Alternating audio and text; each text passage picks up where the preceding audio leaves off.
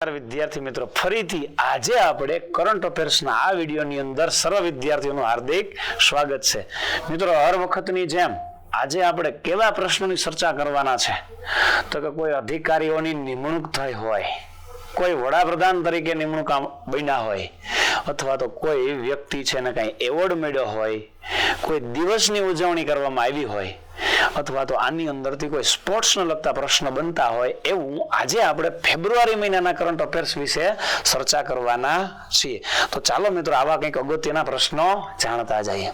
એમાં પહેલો જ પ્રશ્ન છે મિત્રો, દર વખતની જેમ કે વિધાન ચકાસો એવા પ્રશ્નો આપણે જોવાની વાત થયેલી. તો હાલો આપણે એવા પ્રશ્નો જોતા જઈએ કે નીચેના વિધાનોમાં કયું વિધાન સાચું છે અથવા તો સાચા છે.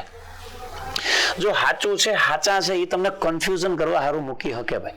તમારે માત્ર વિધાનો કયા છે એ જોવાના છે.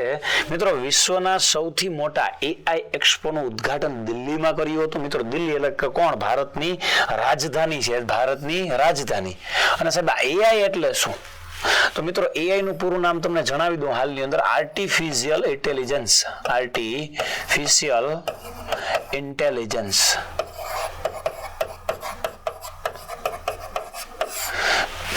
આનો એક્સપો ક્યાં યોજવામાં આવેલો મિત્રો? દિલ્હીની અંદર. એ પણ ક્યાં મિત્રો? ભારતના પાટનગરની અંદર. અને આ એક્સપો વિશ્વનો સૌથી મોટો એક્સપો હતો. અને આ એક્સપોનું ઉદ્ઘાટન કોણે કરેલું? તો કે મિત્રો, ભારતના વડાપ્રધાન એટલે ગુજરાતના પનોતા પુત્ર એટલે કોણ? નરેન્દ્રભાઈ મોદીએ કર્યું હતું. કયો વિધાન સાચું છે આ ગોતવાનું છે. સૌપ્રથમ તો તમને એ ખ્યાલ હોવો જોઈએ ખરેખર શું એનું ઉદ્ઘાટન દિલ્હીમાં કર્યું હતું. જો એક હોય ને ખ્યાલ તો જોતા જઈએ ઓપ્શન. સાહેબ એક આવે છે તો કે હા, આમાં એક છે તો કે નહીં, આ ઓપ્શન ગયો. હા, આમાં એક છે તો કે હા, આ ઓપ્શન આવે છે તો કે નહીં. વૈધા મિત્રો કેટલા? બે. એક અને બે બંને અને એક. તો મિત્રો, તમને જો ખ્યાલ હોય કે AI એક્સપોનું ઉદ્ઘાટન મિત્રો ભારતના વડાપ્રધાન નરેન્દ્ર મોદીએ જ કર્યું હતું, એટલે કે જવાબ કયો આવશે મિત્રો? એક અને બે બંને સી.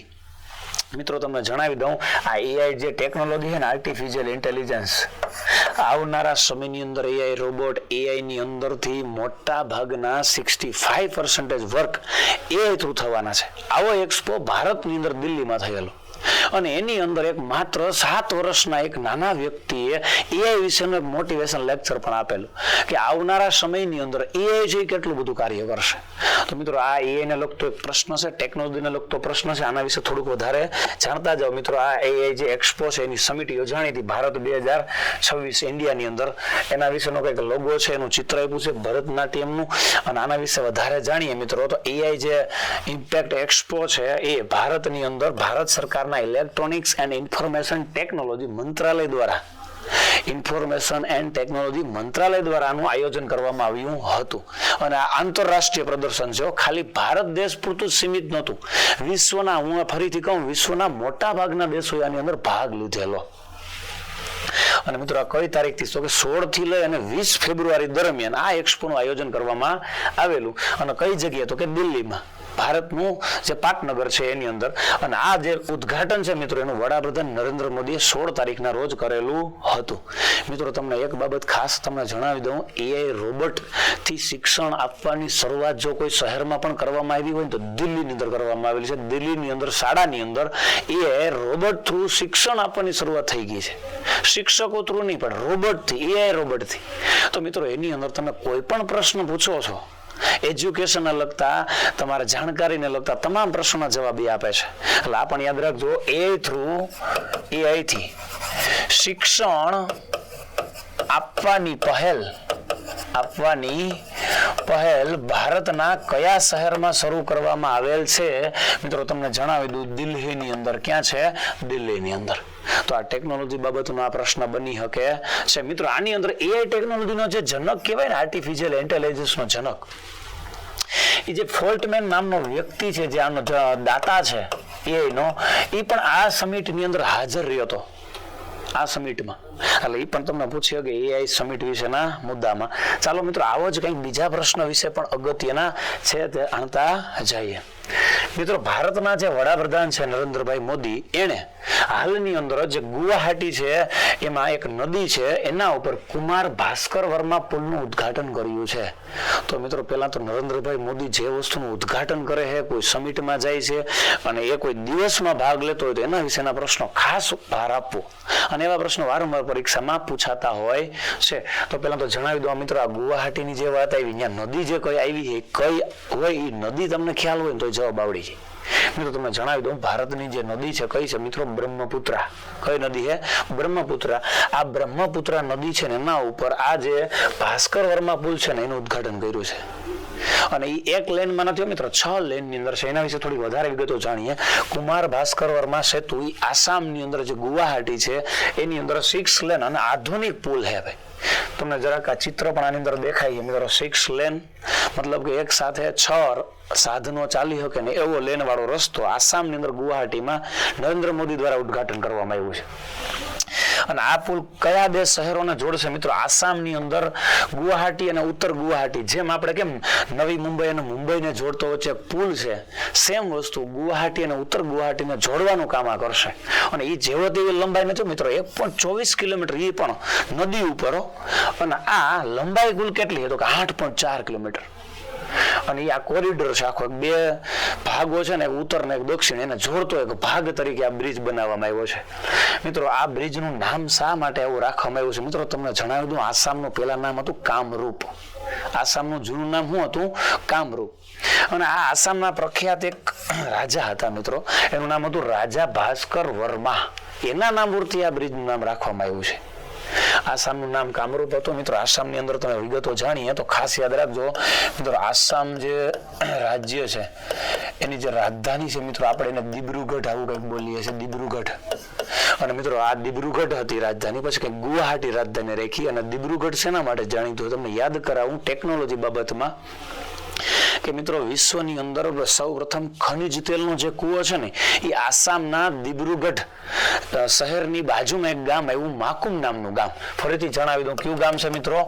માકુમ નામના સ્થળે શું કરવામાં આવેલું? સૌપ્રથમ ખનિજ તેલનો કૂવો, ખનિજ તેલનો સૌપ્રથમ કૂવો કયા શહેરમાં ખોદવામાં આવ્યો હતો? મિત્રો, આની સાથે જનરલ નોલેજનો આ પ્રશ્ન પણ તમારે યાદ રાખવાનો છે.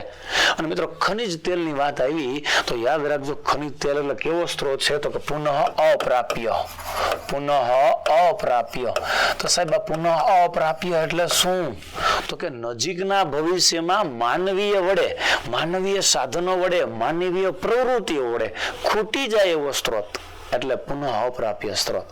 અને મિત્રો, ખનિજ તેલના કઈ 1-2 પ્રકાર છે નહીં. ખનિજ તેલ છે ઘણા બધા ભાગમાંથી, મતલબ ઘણા બધા પ્રકારો રૂપે મળી આવે છે. જેમ કે એક સૂત્ર છે મિત્રો, એનું હાવ સરળ સૂત્ર છે કે પેપે ને કેડી હું બડા પે. પેપે ને કેડી હું બડા પે. શેનું સૂત્ર છે મિત્રો? ખનિજ તેલનું એક સૂત્ર છે. આ પેપે ને કેડી હું બડા પે એટલે શું? તો કે મિત્રો, પહેલો જે પે આપ્યો છે ને એ પેટ્રોલિયમ કોક છે, પેટ્રોલિયમ કોક. બીજો જે પે છે એ પેટ્રોલ છે. ત્રીજો જે ને છે એ નેપ્થા છે. ચોથો જે છે કે એટલે કે કેરોસીન છે. ડી એટલે કે ડીઝલ છે. ઉ એટલે કે ઊંજણ તેલ છે. બ એટલે બળતણ તેલ છે. ડા એટલે ડામર. અને મિત્રો, ડામરનું બીજું નામ છે આસ્ફાલ્ટ. અને ત્રીજું જે છે મિત્રો પે એટલે પેટ્રોલિયમ વાયુ. ખનિજ તેલના નિષેધક નિસ્યંદનથી આવી બધી પેદાશો મળી આવે છે મિત્રો. તો આસામના દિબ્રુગઢ ખાતે પહેલો ખનિજ તેલનો કૂવો ખોદવામાં આવેલો. આ પણ જનરલ નોલેજની દ્રષ્ટિએ પ્રશ્ન ખાસ યાદ રાખજો. અને આ બ્રિજ વિશે પણ ખાસ યાદ રાખીશું. ચાલો મિત્રો, આવો જ કંઈક બીજો પ્રશ્ન છે કે જે વિધાન રૂપે છે, આમની પણ ચર્ચા કરતા જઈએ. મિત્રો, પહેલા તો યાદ રાખીએ કેના દ્વારા પ્રશ્ન છે? ભારતીય ઇન્ડિયન આર્મી એને પ્રથમ વખત એક ઇન્ટરનેશનલ મિલિટરી ચેલેન્જ કપ એનું આયોજન કર્યું હતું. પહેલી વખત અને આયોજન હવે ઈ કરવાના છે ટૂંક સમયની અંદર એવું છે. અને એમાં કયા કયા દેશો ભાગ લેવાના એના નામ પણ છે. એક વખત તો ખાલી દેશના નામ પણ પૂછાયેલા કે ભારતીય ઇન્ડિયન આર્મી જે છે એના દ્વારા જે મિલિટરી કપ નું આયોજન કરવામાં આવે છે તેમાં કયા કયા દેશો ભાગ લે છે. મિત્રો એની અંદર ભારત તો છે જ, સાથે સાથે ભૂટાન છે, બ્રાઝિલ છે, કઝાકિસ્તાન, નેપાળ, શ્રીલંકા અને કિર્ગિસ્તાન આ બધા ભાગ લેશે.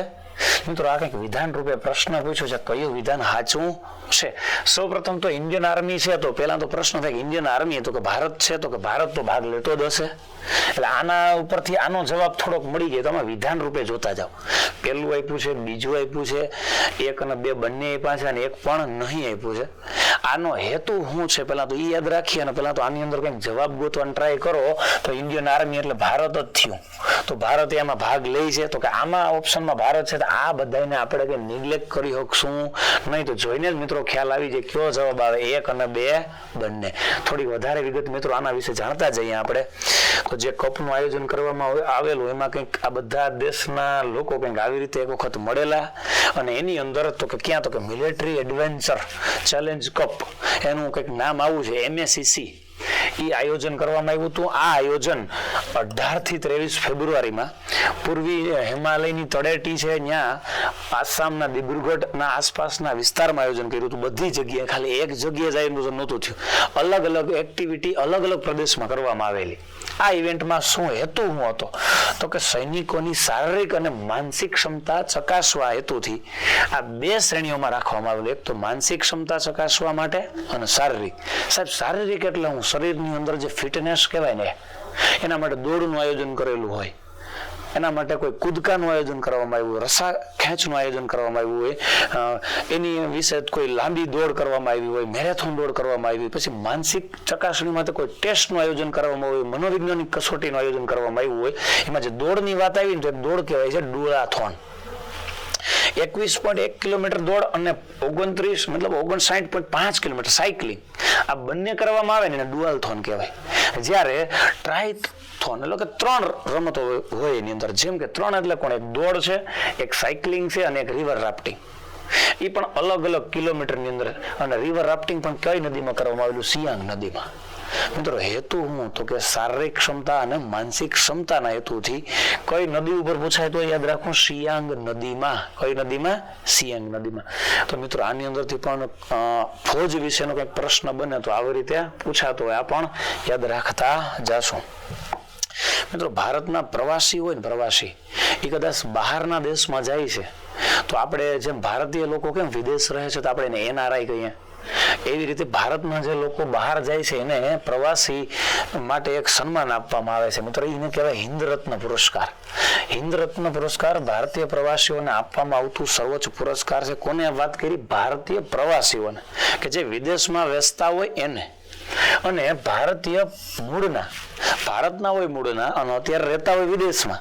અને એ વાત કરું છું UAE, મતલબ કે હું તમને એક ઉદાહરણ આપું. UAE ની અંદર પણ આપવામાં આવે છે, બીજો યુરોપ ખંડની અંદર પણ આપવામાં આવે છે. એવો કોણ વ્યક્તિ છે? કશ્યપ પટેલને આપવામાં આવ્યો હતો. તમને એવો પ્રશ્ન પૂછ્યો કયું વિધાન સાચું છે? પહેલા તો જોઈને એટલો ખબર પડવી જોઈએ કે આ વિદેશમાં રહેતા ભારતીયોને જ અપાય છે.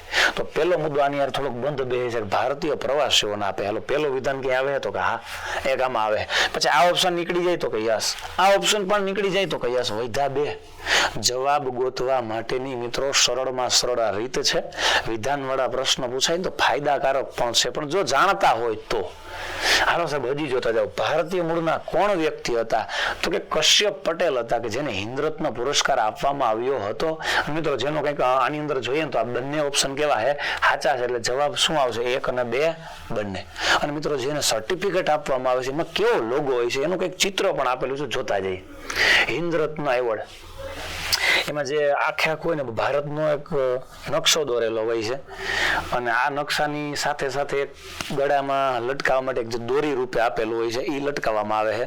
અને સાથે સાથે શું હોય છે તો કે આ આપણને મેડલ રૂપે આપવામાં આવે છે. કોને આપવામાં આવે છે? કે ભારતીય પ્રવાસીને. બધાને આપવામાં આવે છે નહીં. આ એના વિશે કંઈક આવું યાદ રાખશો. હાલો મિત્રો નેક્સ્ટ કંઈક ક્વેશ્ચન છે એના વિશે પણ જાણીએ. નીચે આપેલા વિધાન ચકાસો. અથવા તો જાણો. મિત્રો આમાં બે બે પ્રશ્ન જોતા જઈએ છો, એક એક બે ની ઝાઝા બધા જોતા જઈએ છે. મથુરાની અંદર દેશનું પ્રથમ ગાય સંવર્ધન સંગ્રહાલય ખોલવામાં આવશે. પહેલા તો સાહેબ મથુરા એટલે કયા રાજ્યમાં એવું તમને ખબર હોવી જોઈએ. કયું રાજ્ય છે મિત્રો? ઉત્તર પ્રદેશ. કયું રાજ્ય કરી? ઉત્તર પ્રદેશ. એની અંદર ખોલવામાં આવશે. અને આ ઉત્તર પ્રદેશની અંદર ક્યાં વાત કરી છે? મથુરાની અંદર. કઈ જગ્યાએ? મથુરામાં. અને એ પણ એક યુનિવર્સિટી છે. એ કઈ યુનિવર્સિટી? તો કે પંડિત દીનદયાળ ઉપાધ્યાય વિજ્ઞાન યુનિવર્સિટીની અંદર ખોલવામાં આવશે. અને હવે એવું પૂછ્યું કયું વિધાન સાચું છે? આ બંનેમાંથી તમારે ગોતવાનું છે. મિત્રો જાણીને એક તો પ્રશ્ન ખ્યાલ આવવો જોઈએ કે આમાં બે માંથી ગોતવાના છે, સાચા ક્યાં છે. પેલા તો તમને આ ખબર હોય કે મથુરાની અંદર દેશનું પ્રથમ ગાય સંવર્ધન કેન્દ્ર ખોલવામાં આવ્યું હતું, તો પેલો ઓપ્શન આવે છે તો કે હા.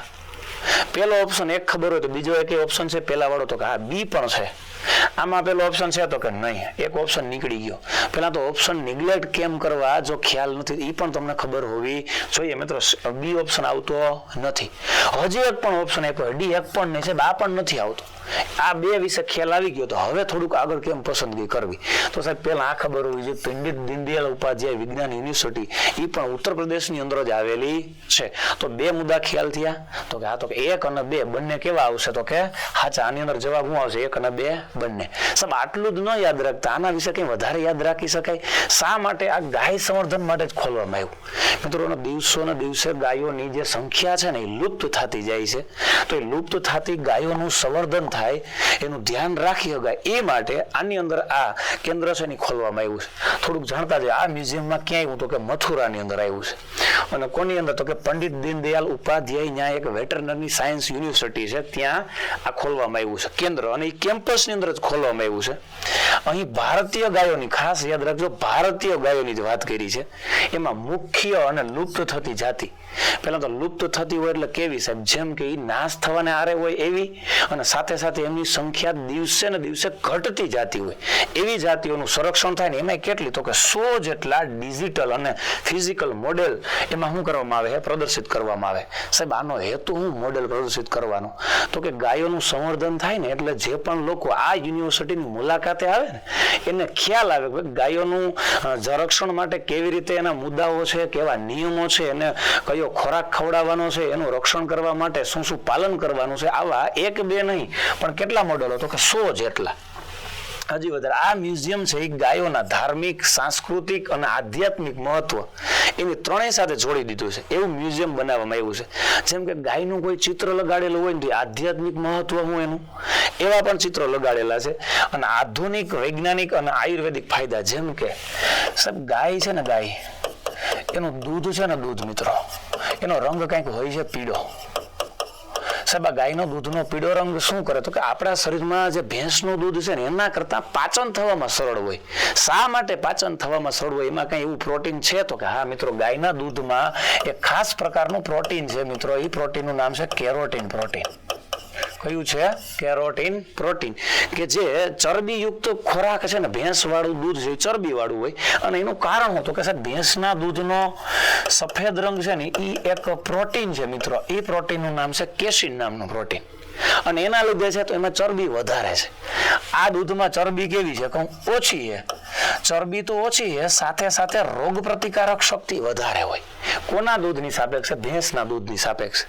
અને એમાં કયો પ્રોટીન છે? તો કે ખાસ પ્રોટીનનું નામ હું યાદ રાખું? Carotene protein. એટલા માટે અહીંયા મહત્વ કીધું આધુનિક વિજ્ઞાન અને આયુર્વેદિક ફાયદો આ કીધો. સાથે સાથે મિત્રો કેરોટીન પ્રોટીનની વાત આવી તમે ભેગું એ યાદ રાખજો, ખાલી ગાયના દૂધમાં જ કેરોટીન પ્રોટીન નથી. ભેગું આવું પણ યાદ રાખજો, વાળ, નખ અને પ્રાણીના શિંગડા છે ને મિત્રો, આ બધાની અંદર પણ શું હોય છે? કેરોટીન પ્રોટીન રહેલું હોય છે. આ પણ આના વિશે યાદ રાખવું.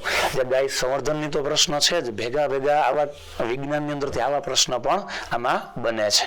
ચાલો મિત્રો કંઈક આવો જ નેક્સ્ટ ક્વેશ્ચન છે એ પણ જાણતા જઈએ. રમત ગમતનો કંઈક પ્રશ્ન આવ્યો છે મિત્રો.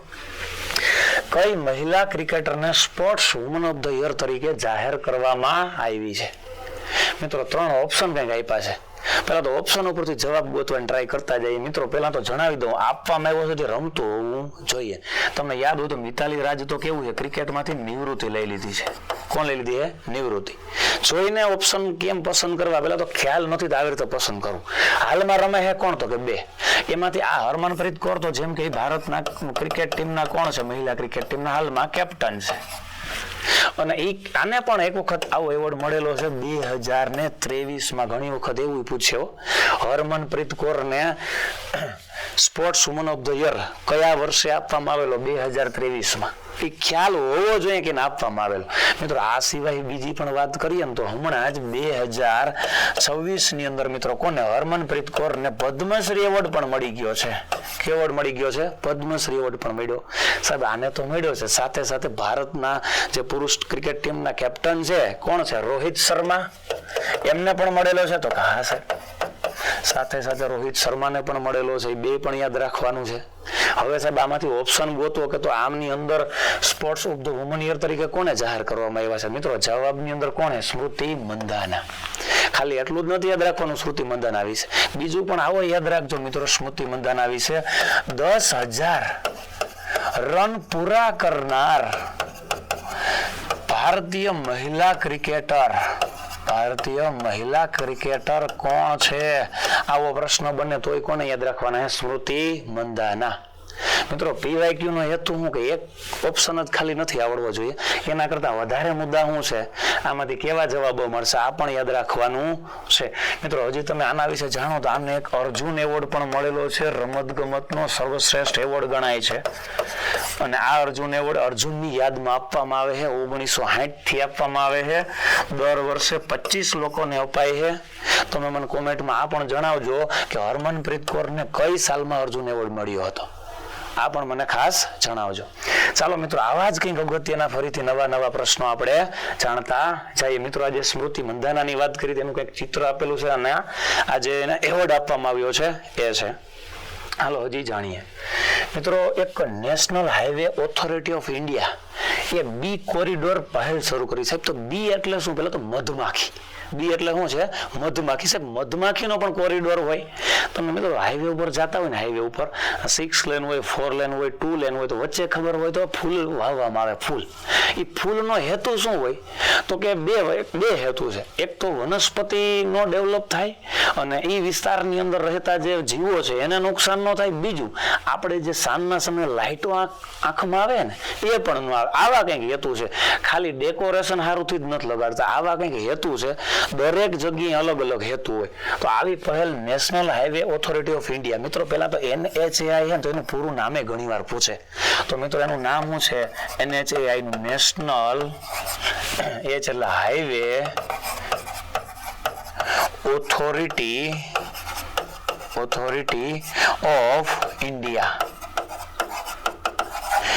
એના ધ્યાનમાં એવું કે ભાઈ મધમાખી છે ને એનું કઈ સંરક્ષણ થાય એ માટે કોરિડોર ચાલુ કરીએ. તો મિત્રો એના માટે પહેલા તો શું કરવું પડે? ત્યાં એવી વનસ્પતિનું વાવેતર કરવું પડે કે જ્યાં મધમાખી રહી શકે અને એમાંથી રસ લઈ શકે. હાલો સાહેબ થોડુંક હજી જાણીએ આમાં કયો મુદ્દો છે. આ પહેલ મધમાખીઓના રક્ષણ માટે રાષ્ટ્રીય ધોરીમાર્ગો પર ગ્રીન કોરિડોર બનાવશે. ગ્રીન કોરિડોર બનાવશે એટલે મધમાખીઓ બેહી શકશે અને ત્યાંથી રસ લઈ શકશે. સાહેબ આ માટે મધમાખીઓ કયા વૃક્ષમાંથી રસ લઈ શકે, કઈ વનસ્પતિમાંથી લઈ શકે એવા જ વનસ્પતિનું વાવેતર કરવાનું.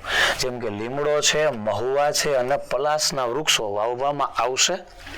કયું વિધાન સાચું છે? મિત્રો આની અંદરથી તમને એક નહીં 3 પ્રશ્નો તો મળી જ ગયા ઉપરમાંથી. તો હવે એ જોવાનું છે કે સાચું કયું છે. ખબર જ નથી કે હાલો આ વિશે કઈ જાણકારી નથી, પણ એકાદો મુદ્દો જાણકારી છે કે સાહેબ નેશનલ હાઈવે ઓથોરિટી આ કોરિડોર ચાલુ કર્યો છે. તો પહેલો ઓપ્શન જોઈ અને આમાં હું ઓપ્શનમાં જાઉં છું. સાહેબ પહેલો ઓપ્શન છે, ત્રણેયમાં પહેલો ઓપ્શન તો હે. તો પહેલો ઓપ્શન તો આવે એ ફાઇનલ છે. હવે સાહેબ પહેલો ઓપ્શન આવે. કદાચ કંઈ ખ્યાલ નથી તો એક વિશે ખબર છે તો હવે સાહેબ બીજો ઓપ્શન એવું કે આ પહેલ મધમાખીઓના રક્ષણ માટે રાષ્ટ્રીય ધોરીમાર્ગ પર જ ગ્રીન કોરિડોર ચાલુ કર્યો છે. ઘણાના બી જોઈને અટકી જાય જવાબ કે બી કોરિડોર એટલે હું? મિત્રો બી એટલે અંગ્રેજીમાં મધમાખીનું નામ હે. ગુજરાતીમાં આપણે મધમાખી કહીએ. તો મધમાખી ખાલી ખબર હોય ને તોય ખબર પડે બીજો ઓપ્શન આવે. સો એ જાણકારી હોય તોય આનો હેતુ જ એ છે ભાઈ. હજી જો સાહેબ આ પાછો ઓપ્શન ખબર નથી સાહેબ એના નિવારણ માટે લીમડો, મહુવા અને પલાસના વૃક્ષો જ વાવવા પડે કે જેમાંથી મધમાખી છે એ વધારે પડતા હું છું તો રસ લઈ શકે. બાકી ફૂલોમાંથી લઈ શકે છે ભાઈ, ફૂલો જે છે એમાંથી લઈ શકે છે, પણ આ વૃક્ષો વાવેતર કરીએ તો એના પર્ણમાંથી પણ રસ લઈ શકે છે. ખાલી બે જ ખબર છે તો સોલ્વ કેમ કરવું? હાલો સાહેબ જોતા જાવ. પેલો અને બીજો ઓપ્શન છે આમાં, હા આમાં બીજો ઓપ્શન છે સાહેબ તો કે નથી, ઓપ્શન નીકળી ગયો. નિગ્લેક્ટ કેમ કરવો એ પણ ખબર હોવી જોઈએ. આમાં પેલો બીજો છે તો કે હા સાહેબ પેલો બીજો તો હે. ત્રીજા વિશે હાલો ખબર નથી તો એક વિધા બે વિધા સાહેબ એક પણ નહીં. આ જવાબ જોઈને એવું લાગે કે સાહેબ એક પણ નહીં વિશે બહુ આમાં જવાની જરૂર નથી. હાલો બે ઓપ્શન નિગ્લેક્ટ થયા. જો 100% ખબર છે કે સાહેબ આ પણ આવે છે તો આપણી પાસે જવાબ છે, પણ સાહેબ આ બે પણ ખબર હોય તો જવાબ નક્કી કરવામાં 50% તો પૂગ્યા ને. આવા ઓપ્શન જ આપણે પાસ થવામાં મદદ કરશે ભાઈ. મિત્રો આની અંદર ખાસ તમને જણાવી દઉં જવાબ શું આવશે 1, 2 અને 3. થોડુંક વધારે માહિતી મિત્રો આના વિશે તમે જાણતા જાઓ ને તો કે બી કોરિડોરમાં મધમાખીની વાત આવી ભાઈ. તો પેલા તો મધમાખીની જે ખેતી હોય એનો ઉછેર હોય એની જે પદ્ધતિ હોય મિત્રો એને એપીકલ્ચર કહેવાય. એ પણ ખ્યાલ રાખવું. શું કહેવાય છે? એપીકલ્ચર. આવા નામથી પણ ઓળખવામાં આવે છે. અને સાહેબ આ મધમાખી જો કરડે છે ને તો આ ચામડી છે ને એમાં બળતરા થાય છે. તો સાહેબ મધમાખીના ડંખમાં એવું શું છે, એવું કયો એસિડ છે અથવા કયું તત્વ છે એ પણ થોડુંક વિજ્ઞાન સંબંધિત તમારે ખ્યાલ રાખવાનું છે. મિત્રો બે હું નામ લખું છું અહીંયા. એક લખું છું મેલેનિન અને બીજું લખું છું મેલેટિન. બંને નામો થોડા શબ્દો બંધ બેસે એવું લાગે. મિત્રો યાદ રાખજો આમની અંદર મેલેટિન તત્વો હોય. મેલેનિનની વાત આવી ને તો એ ચામડીમાં જ હોય, પણ આપણી ચામડીનો રંગ અને વાળનો રંગ કાળો છે ને એના માટે મેલેનિન છે. અને મેલેટિન છે ને એ કોની અંદર હોય તો કે મધમાખીના ડંખમાં હોય. તો સાહેબ આ ડંખની અંદર છે મધમાખી કરડી ગઈ છે. હવે રાહત મેળવવા માટે એવાય પ્રશ્ન પૂછાઈ ગયો. રાહત મેળવવા સામાન્ય રીતે આપણે માટીનું લગાડી દઈએ, પણ મિત્રો માટી આપણે કુદરતી ઈલાજ છે. એવું કયું રસાયણ લગાડવામાં આવે કે જે મધમાખીના ડંખમાંથી રાહત માટે? મિત્રો આવો પ્રશ્ન પૂછાઈ ગયો. મધમાખીના ડંખમાંથી રાહત મળે તે માટે કયા રસાયણનો ઉપયોગ કરવામાં આવે છે? મિત્રો ખાસ એક તો તમને જણાવી દઉં, ખાવાના સોડાનો પણ ઉપયોગ કરવામાં આવે. શેનો ઉપયોગ કરવામાં આવે? ખાવાના સોડા. મિત્રો ખાવાના સોડા ઓપ્શનમાં ન હોય તેનું અણુસૂત્ર હોય. તો ખાવાના સોડાનું પહેલા તો નામે ખબર હોય છે. બીજું એને આવું કહેવાય બેકિંગ સોડા. શું કહેવાય? Baking soda. અને ખાવાના સોડાનું મિત્રો અણુસૂત્ર આવું છે NaHCO3 અથવા આવું બોલે ના કોથરી. યાદ રહી જાય માટે શું બોલવાનું? ના કોથરી. કોનું અણુસૂત્ર છે? ખાવાના સોડાનું. અથવા તો કોનું અણુસૂત્ર? Baking soda. સાહેબ આ નામ ન હોય તો આનું બીજું કોઈ નામ છે? મિત્રો વૈજ્ઞાનિક નામ આવું હોઈ શકે, સોડિયમ બાયકાર્બોનેટ. શું હોઈ શકે? Sodium bicarbonate. આવું પણ નામ હોઈ શકે. મિત્રો મધમાખી વિશે જાણ્યું તો એના અંદરથી આવા પણ પ્રશ્ન કંઈક બન્યા છે. તો મિત્રો આ હેતુ શું છે PYQ નો? એક કરતા વધારે મુદ્દા મળે. તમે 3 વિશે જાણ્યું, આ બીજા 4 પ્રશ્નો જાણવા મળ્યા. હાલો સાહેબ આની અંદર થોડુંક વધારે જાણતા જાઓ. મિત્રો જો હાઈવે કોરિડોરની વાત કરેલી, આ કંઈક હાઈવે કોરિડોર છે તો એની અંદર જે પુષ્પ રૂપે જે આવે જો આની અંદર મધમાખી છે ને એમાંથી રસ લે છે. સાહેબ આ જે રસ લે છે એ કેમાંથી લે? અને એવા રસને શું કહેવાય મિત્રો? પુષ્પ રસ બોલાય છે. શું રસ બોલાય? પુષ્પ રસ. અહીંયાથી લઈને જાય છે તો સાહેબ આમાંથી આ રસ વયો જાય તો આ પૂર્ણનું શું થાય? આ પુષ્પનું શું થાય? મિત્રો ફરીથી પાછો એમાં રસ ત્યાં આવે. સાહેબ કેમ આવે? મિત્રો વનસ્પતિ છે તો એના 3 ભાગ છે. પેલા તો મૂળ, પ્રકાંડ અને પર્ણ. તો મૂળ પાસેથી પર્ણ સુધી સાહેબ આવો રસ લઈ કોણ જાય? મિત્રો વિજ્ઞાનની અંદર 2 પેશી આવે, જલવાહક અને અન્નવાહક. એ પેશી ક્યાંથી તો કે જમીનમાંથી પાણી, ખનિજ ક્ષાર અને ખોરાકને લઈ અને અહીં સુધી પહોંચાડે. ક્યાં સુધી? તો કે પુષ્પ રસ સુધી. આવી રીતે ત્યાં આવે છે અને ત્યાંથી મધમાખી લઈ અને કોની પાસે? તો કે મધમાખીનો જે પૂડો છે ત્યાં લઈ જાય છે, અથવા તો મધમાખીના જે પૂડા તૈયાર આવે છે ખેતી કરતા હોય એની એપીકલ્ચર કરતા હોય ત્યાં મૂકવામાં આવે. એટલે આનું સંરક્ષણ પણ થાય અને મધમાખીઓ રસ્તા ઉપર આમ ભટકે ના રાખે, એની જગ્યાએ અહીંયા બેસે. અને આવો કોરિડોર NHAI નેશનલ હાઈવે ઓથોરિટીએ ચાલુ કર્યો છે. મિત્રો આની અંદર થોડું વધારે જાણતા જાવ. ભારતીય રાષ્ટ્રીય રાજમાર્ગ સત્તામંડળ છે NHAI, એને ક્યારે? તો 17 ફેબ્રુઆરી 2026 ના રોજ ભારતનો પ્રથમ, યાદ રાખજો, ક્યાંય ચાલુ કરવામાં આવેલો નથી. આવો બી કોરિડોર શરૂ કરવામાં આવ્યો છે. આ પહેલનો મુખ્ય ઉદ્દેશ રાષ્ટ્રીય ધોરીમાર્ગો પર મધમાખીઓ અને અન્ય પરાગનયનકારી જીવો. તો સાહેબ મધમાખી સમજાઈ ગયો. પરાગનયનકારી એટલે શું? મિત્રો પરાગણયનકારી એટલે હું મિત્રો ખરેખર તો પ્રજનન છે ને, પ્રજનન બે પ્રકારના આવે, લિંગી પ્રજનન અને અલિંગી પ્રજનન.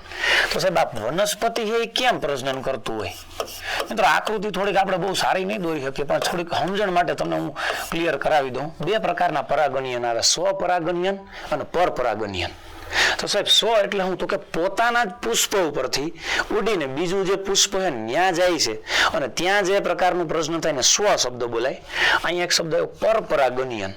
તો પરપરાગણયન એટલે કે અહીંયાથી કોઈ પુષ્પનું બીજ ઉડીને હવા મારફતે, પાણી મારફતે બીજી જગ્યાએ જાય છે અને ત્યાં પણ એ વનસ્પતિ ઉગી નીકળે છે. અને એવા પણ જે જીવો હોય ને એમાં આવા શબ્દથી ઓળખાય છે પરાગણયનકારી જીવો. માટે સુરક્ષિત રહેઠાણ અને ખોરાક પૂરો પાડવાનો છે આ પહેલનો હેતુ, બી કોરિડોર પહેલનો હેતુ. અને સાહેબ 2026-27 દરમિયાન 40 લાખ આવા વૃક્ષો વાવવામાં આવશે. અને એ પણ કેટલા? તો કે 60% જેટલા, આશરે 24 લાખ. આ બી કોરિડોરનો જ ભાગ છે. બી કોરિડોર 1-2 વૃક્ષોની 40 લાખ જેટલા વૃક્ષો. અને આ પ્રોજેક્ટ ભારતની કઈ ક્રાંતિ કહેવાય? સ્વીટ રિવોલ્યુશન ક્રાંતિ. તમે ઘણી બધી ક્રાંતિ વિશે સાંભળ્યું હોય, એમાંની એક ક્રાંતિ મધુમાખી માટેની કહેવાય સ્વીટ રિવોલ્યુશન, અથવા એને મીઠી ક્રાંતિ પણ કહેવામાં આવે. એના લીધે મીઠી ક્રાંતિને વેગ મળશે અને જો આવા વધારે વૃક્ષો વાવશે ને તો મધમાખીનું ઉત્પાદન પણ વધશે. એના લીધે મધમાખીની જે ક્રાંતિ છે સ્વીટ રિવોલ્યુશન, એમાં ક્રાંતિ પણ આવવાની છે, મધમાખીનું ઉત્પાદન પણ વધવાનું છે. આ મધમાખી કોરિડોરનો હેતુ આટલો છે. એનું રક્ષણ થાય, પર્યાવરણમાં ફાયદો, ઉડીને રસ્તા પર ન જાય, એનું સંવર્ધન થાય અને રક્ષણ થાય. આટલી બધી વિચારધારા NHAI એને કંઈક ડેવલપ કરી છે મિત્રો. આની અંદરથી ખાસ યાદ રાખો મિત્રો. એક મને કોમેન્ટમાં એ પણ જણાવજો સાહેબ, આ national highway authority of India એની સ્થાપના ક્યારે થઈ હતી? એવો પ્રશ્ન બને, એ પણ જણાવજો. જનરલ નોલેજની અંદર આવો પ્રશ્ન પણ બની શકે છે. હાલો મિત્રો, વધારે કંઈક હજી પણ જાણતા જઈએ. હાલમાં સાહેબ બજેટ રજૂ થયું છે. બજેટ તો બજેટમાં કયા વર્ષને પ્રવાસન વર્ષ તરીકે જાહેર કરવામાં આવ્યું છે? પેલા તો મિત્રો આ બજેટ શબ્દ છે ને, બજેટ એ ખરેખર ફ્રેન્ચ ભાષામાં બુજેટ શબ્દ છે ત્યાંથી આવ્યો. ક્યાંથી આવ્યો? ફ્રેન્ચ ભાષાના બુજેટ શબ્દ ઉપરથી આવ્યો. હું અહીં લખું છું કઈ ભાષા મિત્રો? ફ્રેન્ચ ભાષા. અને આ ફ્રેન્ચ ભાષા ઉપરથી ઉતરી તો આવ્યો છે, પણ સાહેબ એવું કયું વર્ષ છે કે જેને પ્રવાસન વર્ષ તરીકે જાહેર કરવામાં આવ્યું? કયા વર્ષ તરીકે? પ્રવાસન વર્ષ. મિત્રો આમાં 4 ઓપ્શન આપ્યા. તો સાહેબ બજેટ વાળાએ કેમ આને જ જાહેર કર્યું? મિત્રો પ્રવાસન ક્ષેત્રે ક્રાંતિ આવે, પ્રવાસન ક્ષેત્રે વેગ મળે, એ હેતુથી બજેટમાં આ વર્ષને એટલે કયું વર્ષ મિત્રો? 2026 ને પ્રવાસન વર્ષ તરીકે જાહેર કરવામાં આવ્યું છે. કોના દ્વારા મિત્રો? ખાસ એક જણાવી દઉં, નાણાં મંત્રાલય. કયું મંત્રાલય છે? નાણાં મંત્રાલય છે. એના દ્વારા રજૂ કરવામાં આવે છે. શું? તો કે બજેટ. ક્યારે રજૂ કરવામાં આવે છે મિત્રો? 1 ફેબ્રુઆરીએ. ક્યારે? 1 ફેબ્રુઆરીએ. અને ભારતના પ્રથમ નાણામંત્રી કોણ હતા? અગાઉ આપણે ચર્ચા કરેલી જ છે આગળના કરંટ અફેર્સની અંદર, છતાં પણ ફરીથી પ્રશ્ન રૂપે ભારતના પ્રથમ નાણામંત્રી કોણ હતા? કે ષણમુખમ શેટ્ટી. હાલો મિત્રો, આની અંદર આગળમાં જાણતા જઈએ. ફરીથી બજેટનો જ કંઈક પ્રશ્ન છે. ગુજરાતમાં સૌથી વધુ બજેટ રજૂ કરનાર નાણામંત્રી વજુભાઈ વાળા છે. પછી હાલમાં નાણામંત્રી કનુભાઈ દેસાઈએ 5મી વખત બજેટ રજૂ કર્યું છે. તો તમે હાલની અંદર ન્યૂઝ વાંચતા હોય થોડીક તો ખબર હોય કે હાલમાં નાણામંત્રી કનુભાઈ દેસાઈ જ છે. હાલમાં નાણામંત્રી કોણ છે? કનુભાઈ દેસાઈ છે. અને આ બજેટનું કદ કંઈક આટલું બધું છે. આગલા વર્ષ કરતા વધારે બજેટ છે. અને કેટલું વધારે બજેટ છે? કહું 10% જેટલું વધારે છે. કેટલા ટકા? 10% જેટલું બજેટ વધારે છે હાલમાં આગલા વર્ષ કરતા. કોની સાપેક્ષે? 2025-26 ની સાપેક્ષે. તો આમાં જોતા જઈએ કયું વિધાન સાચું છે. તો હાલો મિત્ર જોતા જઈએ. મિત્રો આને ધ્યાનમાં લઈને કંઈક જવાબો આપણે આગળ નક્કી કરીએ કે કયો જવાબ આવશે. મિત્રો આ જોઈને પહેલા તો તમને જણાવી દઉં કે ભારત મતલબ ગુજરાતની અંદર જે સૌથી વધુ બજેટ રજૂ નાણામંત્રી વજુભાઈએ કર્યું છે, જો એક ખ્યાલ હોય તો પહેલો ઓપ્શન તો આવે. તો આમાં જોતા જાવ. પહેલો ઓપ્શન બધામાં છે. આમાં છે, હા. આમાં પણ છે તો કે આની અંદર પણ છે તો કે આમાં છે તો કે નહીં. એક ઓપ્શન નીકળી ગયો. થોડીક હજી વધારે ખ્યાલ હોય કે સાહેબ હાલમાં નાણામંત્રી કોણ? કનુભાઈ દેસાઈ. પણ એ પાછી ખબર હોવી જોઈએ કે એને 5મી વખત બજેટ રજૂ કર્યું છે તો કે હા. તો પહેલો અને બીજો તો બે આવે છે, કન્ફર્મ થયું. સાહેબ પહેલો બીજો વાળો ઓપ્શન ગોતે. આમાં પહેલો બીજો છે, હા. આમાંય છે, આમાંય છે સાહેબ. તો 3 આવે હજી. હાલો હજી માહિતીમાં સાહેબ આ બજેટનું કદ આટલું હતું. પહેલા તો તમને આ આંકડાકીય માહિતી ખબર હોવી જોઈએ. ક્યારેક આંકડાકીય માહિતી પૂછે, આમાં આની માહિતી રજૂ કરી અથવા એવું રજૂ કરીએ કે સૌથી વધારે બજેટ કયા ક્ષેત્રે રજૂ કરવામાં આવ્યું, તો કે શિક્ષણ ક્ષેત્રે રજૂ કરવામાં આવ્યું. અને એવું મૂકી શકે અહીંયા કે શિક્ષણ ક્ષેત્રે કેટલું બજેટ રજૂ કરવામાં આવ્યું. એટલે આ બજેટનો આંકડો છે જે ગયા વખત કરતા કેટલો ટકા વધારે, 10% વધારે છે. સાહેબ આ બે માહિતી કન્ફર્મ છે, ત્રીજી માહિતી કન્ફર્મ નથી અથવા ચોથી માહિતી કન્ફર્મ હોય. 4 મુદ્દા છે, એમાંથી 2 થી 3 માહિતી તમને ખબર હોવી જોઈએ. એક માહિતીથી ચાલશે નહીં. સાહેબ 10% જેટલું વધારે છે. કેટલા ટકા જેટલું? 10% જેટલું. હજી આની અંદર વધારે જાણતા જાઓ મિત્રો. આ કદ છે 10%, તો પહેલું, બીજું, ત્રીજું, મતલબ ચોથો ઓપ્શન સુધી આવે. ચોથો ઓપ્શન આમાં છે નહીં, આમાં છે નહીં. તો સાહેબ વધ્યો એક જ, 1 થી 4. કયો ઓપ્શન વધ્યો? 1 થી 4. મિત્રો ખાસ યાદ રાખીએ, આની અંદર જવાબ શું આવશે? 1 થી 4. મિત્રો આમાં બજેટની વાત કરી છે તો ફરીથી થોડુંક જાણતા જાઓ મિત્રો. બજેટ ગુજરાતની અંદર આવી રીતે કંઈક રજૂ થયું છે. તો ભારતની અંદર થોડીક માહિતી તો તમને ખબર જ છે. ભારતના નાણામંત્રી કોણ છે મિત્રો? અગાઉ પણ આપણે આની ચર્ચા થયેલી જ છે. ભારતના નાણામંત્રી જે છે એનું નામ કોણ છે મિત્રો? નિર્મલા સીતારામન. કોણ છે? નિર્મલા સીતારામન. ભારતના કોણ છે? નાણામંત્રી છે. હા, તો કે સાહેબ નાણામંત્રી છે. એ પણ યાદ રાખજો, 1 ફેબ્રુઆરીએ બજેટ રજૂ કરવામાં આવે છે. તો કે હા, એ પણ રજૂ કરવામાં આવે છે. તો મિત્રો આ બજેટ વિશેના થોડાક આવશ્યક મુદ્દા છે. આની અંદરથી પણ પ્રશ્નો આવી રીતે પૂછાતા હોય છે. હાલો મિત્રો, વધારે પણ હજી થોડુંક બજેટનું જાણતા જઈએ. ખૂબ સરસ મજાનો પ્રશ્ન એવો બજેટ વિશેનો. ગુજરાત સરકારે સૌથી વધુ 2027માં 63,184 કરોડની ફાળવણી કયા ક્ષેત્ર માટે કરી છે? મિત્રો હમણાં જ વાત થઈ આગળના પ્રશ્નમાં કે સૌથી વધુ બજેટમાં ફાળવણી શિક્ષણ ક્ષેત્રે થઈ. તો આમાં જોઈને હવે તો થોડો ખ્યાલ આવી જાય આગળના પ્રશ્ન, જેમ કે સાહેબ કયા ક્ષેત્રે થઈ? શિક્ષણ ક્ષેત્રે. મિત્રો તમને એક બીજી પણ બાબત જણાવી દઉં. પેપર ભરતા હોય ને તો અમુક પ્રશ્નો એકબીજા સાથે સંલગ્ન પણ હોય. તો ખબર હોય તો પેપર શરૂઆત માટે 10 મિનિટ છે ને જોવા આપે. એનો ઉદ્દેશ જ આ છે કે તમે જોઈ લો એકે પ્રશ્નમાં ભૂલ છે, એકે પ્રશ્ન એવા છે એકબીજા સાથે સંલગ્ન છે, તમને જવાબો મળે છે. આવી હિન્ટ પણ પેપરમાં આપેલી હોય છે. એક આગળના પ્રશ્ન જોઈને વાત થઈ. તો સાહેબ સૌથી વધુ બજેટ કયા ક્ષેત્રે છે? શિક્ષણ ક્ષેત્રે રજૂ થયું. તો સાહેબ શિક્ષણ ક્ષેત્રે રજૂ થયું છે. તો સાહેબ શિક્ષણ ક્ષેત્રે એવી બધી શું યોજનાઓ રજૂ કરવામાં આવી છે અથવા શિક્ષણ ક્ષેત્રે એવા બધા શું લાભો આપવામાં આવ્યા છે કે જે આ બજેટ એમાં લોન્ચ કરવામાં આવ્યું છે આટલું બધું વધારે? મિત્રો ખાસ જણાવી દઉં, એક તો સ્માર્ટ ક્લાસ બનાવવા માટે. બીજું, જે પણ શાળાઓ છે ને એની અંદર લાઇબ્રેરીની સુવિધા ઊભી કરવા. અમુક શાળાની અંદર વર્ગખંડો છે ને એની સંખ્યા ઘટે છે, વર્ગખંડોની સંખ્યા વધે એ માટે. શાળાની અંદર વર્ગખંડો વધે એના માટે બાળકો છે એ ઓનલાઈન લર્નિંગ શીખે એ માટે અમુકને સ્માર્ટ ક્લાસ બનાવવા માટે, શિક્ષણ ક્ષેત્રે લાઇબ્રેરીઓ બનાવવા માટે. શાળાની અંદર લાઇબ્રેરીઓ પણ નથી, અમુક લાઇબ્રેરીઓ વધારે ડેવલપ થાય એના માટે શાળાની અંદર નવીનીકરણ થાય અને નવા જે મેથડથી પ્રયોગોથી લેબોરેટરીઓ બનાવવા માટે આ બધું જ બજેટ આની અંદર ફાળવવામાં આવ્યું છે શિક્ષણ ક્ષેત્રે. હાલના શિક્ષણ મંત્રીની વાત કરીએ તો કોણ છે મિત્રો? માનનીય શ્રી રીવાબા જાડેજા. કોણ હે શિક્ષણ મંત્રી તરીકે? કોણ કામ કરે? રીવાબા જાડેજા. નાની ઉંમરના કહી શકાય, શિક્ષણ ક્ષેત્રે કામ કરે છે. હાલો મિત્રો, આની અંદરથી પણ હવે આગળ જાણતા જઈએ મિત્રો વધારે. મિત્રો કયા શહેરની અંદર લાઇબ્રેરીની વાત કરી હતી કે નમો સેન્ટ્રલ લાઇબ્રેરીની સ્થાપના થશે? આ બજેટની અંદર આવી પણ જાહેરાત કરવામાં આવી કે નમો સેન્ટ્રલ લાઇબ્રેરી પણ સ્થાપવામાં આવશે. મિત્રો આની અંદર 4 ઓપ્શન આપ્યા છે. ગાંધીનગર છે, રાજકોટ છે, દાહોદ છે, એક પણ નહીં. મિત્રો ખાલી એક જ ઓપ્શન આમાં છે, જનરલી ગાંધીનગરમાં સ્થાપવામાં આવશે. પણ જણાવી દઉં કે સાથે સાથે દર વર્ષે આવી નવી લાઇબ્રેરીઓ દરેક શહેરમાં બનાવવામાં આવશે. ગાંધીનગર તો ખબર છે કે ગુજરાતનું શું છે મિત્રો? પાટનગર છે. ગુજરાતનું શું છે? પાટનગર છે. કે આની અંદર આ મતલબ કે લાઇબ્રેરી છે ઊભી કરવામાં આવશે. લાઇબ્રેરી ઊભી કરવાનો હેતુ શું છે? તો કે દરેક લોકો પુસ્તકો પ્રત્યે વાંચન વધારે, પુસ્તકોમાંથી પોતે કંઈક જ્ઞાન મેળવે એટલા માટે સરકાર દ્વારા એજ્યુકેશન ક્ષેત્રે આટલું બજેટ ફાળવવામાં આવ્યું અને આ લાઇબ્રેરી આશરે 100 કરોડના ખર્ચે ઊભી કરવામાં આવશે. 100 કરોડના ખર્ચે ઊભી કરવામાં આવશે.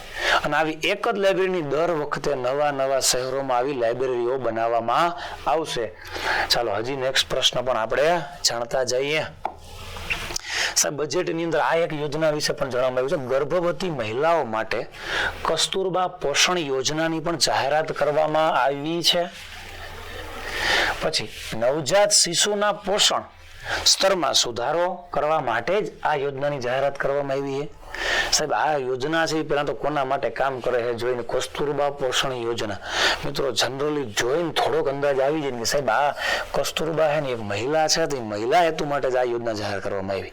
જો આ ખબર પડી જાય ને આના ઉપરથી હિન્ટ તો મેળા પડી જાય તો મિત્રો તો ખ્યાલ આવી ગયો કે નવજાત શિશુના પોષણમાં સુધારો કરવા માટે ખાલી આ યોજના નથી, મહિલાઓ માટે પણ છે અને જે બાળકો છે ને એમાં રોગો ન આવે એ માટે એને કેટલું પોષણ મળવું જોઈએ એ માટે આ યોજના જાહેર કરવામાં આવી છે. મિત્રો આની અંદર જવાબ શું આવશે? માત્ર એક, ફરીથી કહું બંને ઓપ્શન નહીં આવે, માત્ર શેની માટે? ગર્ભવતી મહિલાઓ માટે જ આ યોજના છે.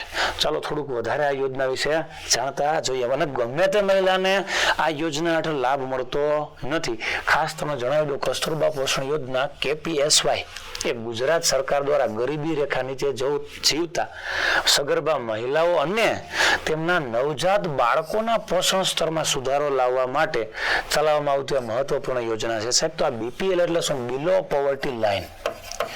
બિલો પોવર્ટી લાઈન, BPL નું પૂરું નામ શું છે? બિલો પોવર્ટી લાઈન. એવી મહિલાઓને જ અને એના જે બાળકો છે ને એની અંદર સ્વાસ્થ્યનું પ્રમાણ સુધરે એના માટે જ આ યોજના ચલાવવામાં આવે છે.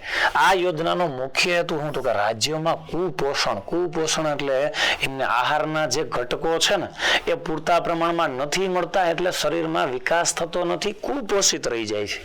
અને એનિમિયા એટલે કે લોહીની ઉણપ જેવી બીમારીઓમાં ઘટાડો કરવાનો અને માતા અને બાળ મૃત્યુદરને રોકવાનો છે. આ યોજનાનો હેતુ છે. તો એનિમિયા શું છે મિત્રો? લોહી સંબંધિત અને ત્વચા સંબંધિત એક બીમારી છે એનિમિયા. એનિમિયા છે ને મિત્રો એનું બીજું નામ છે પાંડુ રોગ. શું નામ છે? પાંડુ રોગ. એનિમિયાનું બીજું નામ છે મિત્રો પાંડુ રોગ. સાહેબ એનિમિયા શા માટે થાય છે? તો કે આહારના ઘટકોમાં લોહ તત્વની ઉણપ થાય. એમાંય આહારના ઘટકોની અંદર ખનિજ ક્ષાર છે. એમાં કયો ખનિજ ક્ષાર? તો કે લોહ તત્વ.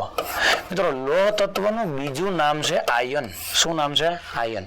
જો આમની ઉણપ થાય ને તો જ એનિમિયા કે પાંડુ રોગ થાય છે. તો સાહેબ આ એનિમિયા અથવા લોહ તત્વ અથવા આ બધા શેમાંથી મળે છે? પહેલા તો આ પણ તમને જો ખ્યાલ હોય કે કોની અંદરથી મળે છે તોય ખ્યાલ આવી જાય. મિત્રો સૌથી તમને જણાવી દઉં, એક તો લીલા શાકભાજી હોય ને એની અંદરથી મળે છે. તો સાહેબ લીલા શાકભાજીમાં સૌથી વધારે કહે ને મિત્રો તો કોણ આવશે? પાલકની ભાજી છે, બીટ છે, ગાજર છે, પછી કાંટાળી વનસ્પતિ આવે ને હાયથલા એની અંદરથી પણ મળે છે, ગોળની અંદરથી પણ મળે, લસણમાં પણ હોય, ડુંગળીમાં પણ હોય, સંતરામાં પણ હોય. સાહેબ સંતરા વિટામિન C તો કે હા એમાં પણ હોય. શું હોય? તો કે લોહ તત્વ. આટલા બધા સ્ત્રોતોમાંથી લોહ તત્વ મળે. જો લોહ તત્વની ઉણપ થાય ને મિત્રો તો કયો રોગ થાય? એનિમિયા. લોહી સંબંધિત ને ત્વચા સંબંધિત છે. આવો રોગ ન થાય ને એટલા માટે આ કસ્તુરબા પોષણ યોજના હેઠળ મહિલાઓ, સગર્ભા અને બાળકો જે તેમના છે નવજાત એની અંદર આ યોજનાની સહારા મતલબ કે સરકાર દ્વારા શરૂ કરવામાં આવેલી છે. અને એના માટે દર વખતે નવું ભંડોળ વધારે પ્રમાણમાં આપવામાં આવે છે. અને મિત્રો બીજું તમને આમાં ખાસ એ તમને જણાવી દઉં કે જે આપણે એનિમિયાની વાત કરીએ તો એનિમિયા છે ને મિત્રો એને પાંડુ રોગ તો કહે છે પણ જો લોહ તત્વની ઉણપથી થાય ને તો એ આનુવંશિક બીમારી પણ છે. કેવી બીમારી છે? આનુવંશિક બીમારી. આનુવંશિક રોગ કહેવાય. એટલે શું આનુવંશિક? એક પેઢીમાંથી બીજી પેઢીમાં જોવા મળતો હોય એને શું કહેવાય? આનુવંશિક રોગ. આવો રોગ કયો છે? એનિમિયા. લાભાર્થી મહિલાને 3 બાળકો સુધીની પ્રસૂતિ માટે દર વખતે 6,000ની આર્થિક સહાય 3 હપ્તામાં 2,000 આપવામાં આવે છે. કોની અંદર? તો કે કસ્તુરબા પોષણ સહાય યોજનામાં. દરેક મહિલાઓને ખાસ યાદ રાખજો BPL. કોને? BPL અને બિલો પોવર્ટી લાઈન. ચાલો મિત્રો આગળ જ કંઈક પ્રશ્ન આવો નેક્સ્ટ જાણતા જઈએ. સોલાર રૂફટોપ યોજનામાં ગુજરાત દેશ પ્રથમ ક્રમે છે. સોલાર રૂફટોપ યોજના એટલે સોલારની અંદરથી જે વીજળી બનાવવામાં આવે છે, મેળવવામાં આવે છે, કેવી રીતે હાલો એ થોડુંક જાણતા જઈએ. સાહેબ એમાં ગુજરાત પ્રથમ ક્રમે છે. આ યોજનાની શરૂઆત અથવા જાહેરાત 2019માં કરવામાં આવી હતી નરેન્દ્રભાઈ મોદી દ્વારા. તો કે સાહેબ કઈ કરવામાં આવી હતી ખબર નથી. તો એક તો ખબર હોય કે આના દ્વારા કરવામાં આવી હતી, તો કે પ્રથમ ક્રમે, તો પ્રથમ ઓપ્શન છે. હા આમાં છે તો કે નહીં સાહેબ, એક પણ નહીં, એ પણ આવી શકે એવું ન હોય કે એક પણ ન આવે.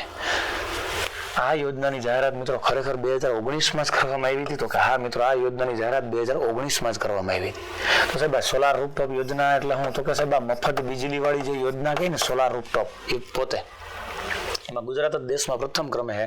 અને એની અંદર ગુજરાતે 16.5% વધારે, 16.5% પણ વધુ સોલાર લગાવીને ગુજરાતની અંદર 100% ગણીએ તો 16.5% આખા ભારતમાં ગુજરાતમાં લગાડેલા છે. અને આની અંદરથી સોલારમાંથી શું, તો કે સૌર ઉર્જા મારફતે આપણે અગાઉ પણ વાત થયેલી છે મિત્રો, સૌર ઉર્જાનું વિદ્યુત ઉર્જામાં અન્ય ઉર્જામાં રૂપાંતર કરીને એમાં એક સાધન પણ વાત કરી હતી, ડાયનેમો. શું વાત કરેલી? ડાયનેમો. એક ઉર્જાનું બીજી ઉર્જામાં રૂપાંતર કરીને પણ વિદ્યુત, પ્રકાશ ઉર્જા, ધ્વનિ ઉર્જા, પવન ઉર્જા આવી ઉર્જાઓ મેળવવામાં આવે છે. એમાં ગુજરાત દેશ ક્યાં છે, તો કે પ્રથમ ક્રમે છે. ચાલો મિત્રો આવો જ ક્યાંક બીજા પ્રશ્ન વિશે પણ જાણતા જઈએ. આઈ હબ પ્રાદેશિક કેન્દ્રો શરૂ કરવામાં આવેલા છે, જે ગુજરાત સરકાર દ્વારા શિક્ષણ વિભાગ હેઠળ સ્થાપવામાં આવેલું સ્ટાર્ટઅપ અને ઇનોવેશનને પ્રોત્સાહન માટેનું એક મહત્વપૂર્ણ પ્લેટફોર્મ છે. કોણ? તો કે આઈ હબ. અને એક બે જગ્યાની અલગ અલગ જગ્યાએ શરૂ કરવામાં આવશે. આ યોજના મતલબ બજેટ હેઠળ આવી ફાળવણી કરવામાં આવી છે. તો આઈ હબ કેન્દ્રો ક્યાં? તો કે રાજકોટ, સુરત, વડોદરા અને મહેસાણામાં શરૂ કરવામાં આવશે. થોડુંક ખબર હોવી જોઈએ કે સાહેબ આઈ હબ કેન્દ્રનો ઉદ્દેશ શું છે. શિક્ષણમાં નવીનીકરણ આવે, દરેક શિક્ષણ ક્ષેત્રે ટેકનોલોજીનો ઉપયોગ થાય, લેબોરેટરીઓનો વિકાસ થાય, એટલા માટે આવી જગ્યાએ આ આઈ હબ કેન્દ્રો શરૂ કરવામાં આવશે. તો કયું વિધાન સાચું અથવા સાચા છે?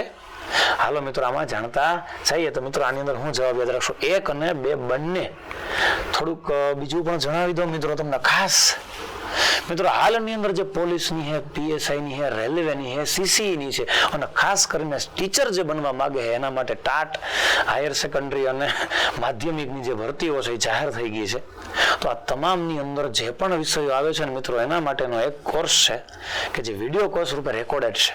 સાથે તમને એમાં કરંટ અફેર્સના અથવા નવા નવા વિડીયો પણ એડિટ થઈને મળતા રહે છે.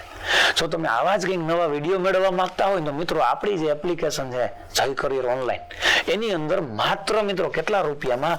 99 રૂપિયામાં તમામે તમામ કોર્સો. માત્ર 99 રૂપિયા. શું કહી શકાય ભાઈ? 99 રૂપિયામાં તમામ કોર્સ તૈયારી કરવા માંગતા હોય એના તમામ વિડીયો કોર્સ આની અંદર આપેલા છે. ખાસ ભૂલતા નહીં, એક પણ વિષય બાકી રહેતો નથી. માત્ર 99 રૂપિયા મિત્રો. ચાલો નેક્સ્ટ જોતા જઈએ. કંઈક આવો જ પ્રશ્ન છે. તાજેતરમાં T20 ક્રિકેટ 2020 બોલીએ, એ ક્રિકેટના ઇતિહાસમાં 700 વિકેટ લેનાર વિશ્વનો સૌપ્રથમ બોલર કોણ બન્યો? 700 વિકેટ લીધી હો ભાઈ. ખરેખર રમત ગમત ક્ષેત્રે સારું પ્રદર્શન કર્યું કે ભાઈ.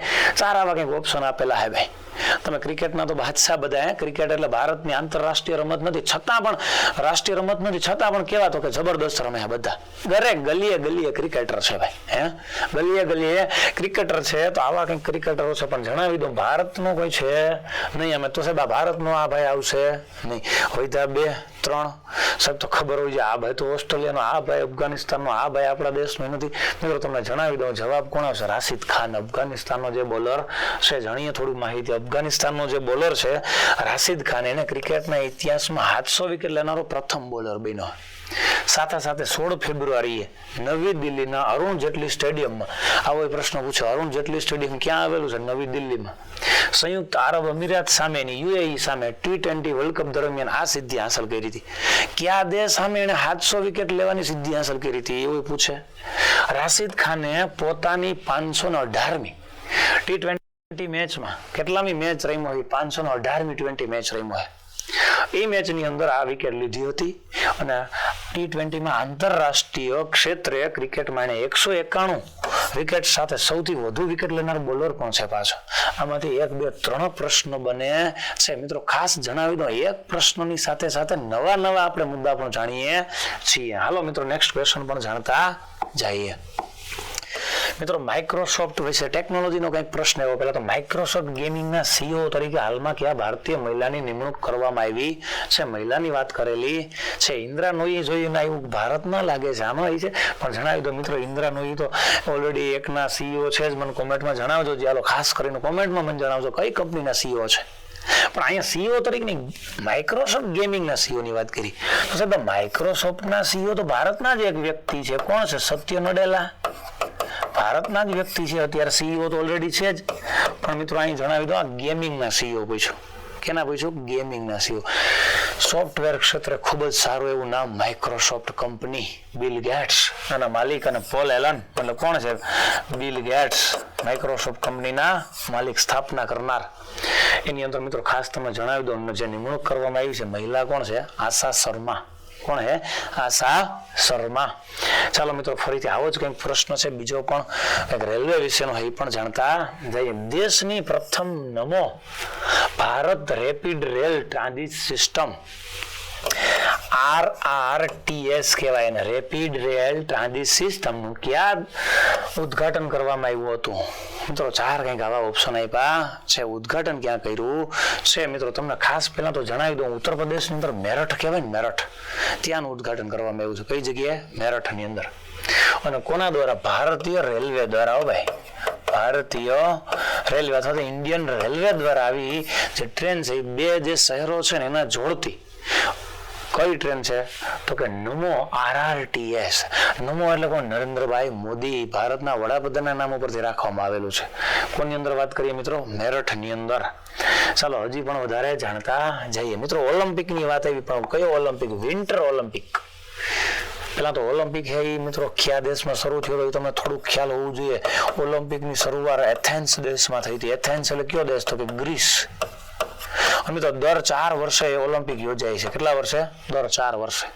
એવું કહેવાય છે કે ભાઈ 2032 જેમ આપણે 2030માં કેમ અમદાવાદની અંદર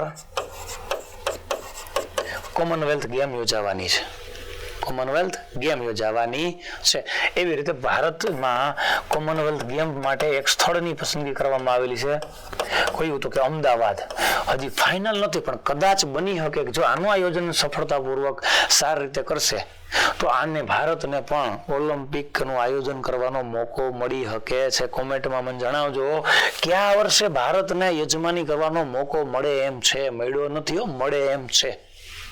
પણ અહીંયા કયા વાત કરી? Winter Olympic. એમાં કયો દેશ પ્રથમ ક્રમે રહ્યો છે? મિત્રો તમને પહેલા તો ખાસ જણાવી દઉં કે જે દેશનું નામ છે નોર્વે દેશ છે. કયો દેશ છે?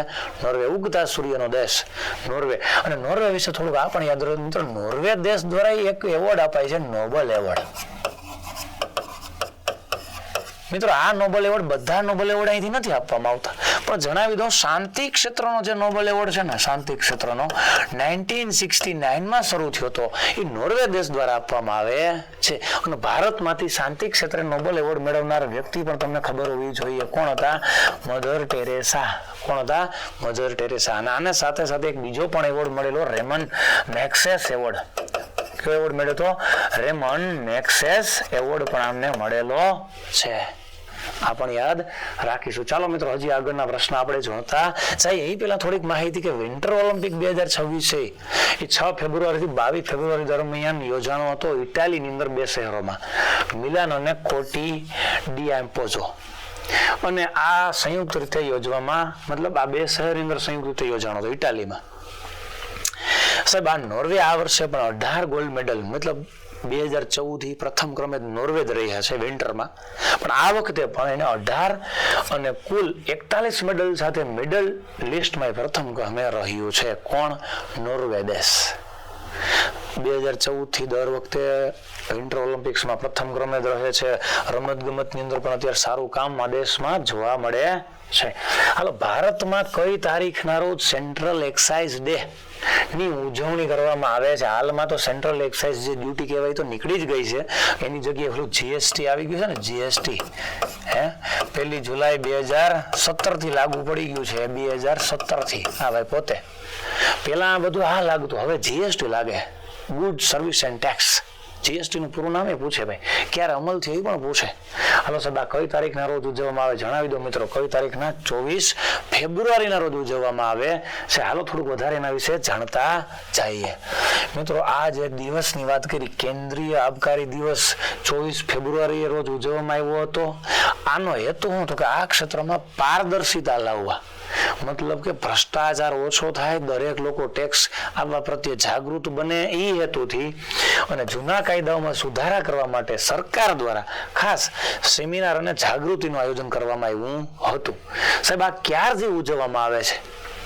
24 ફેબ્રુઆરી 1944 ના રોજ central excise and salt act પસાર કરવામાં આવ્યો અને જેની યાદમાં દર વર્ષે આ દિવસ ઉજવાય છે.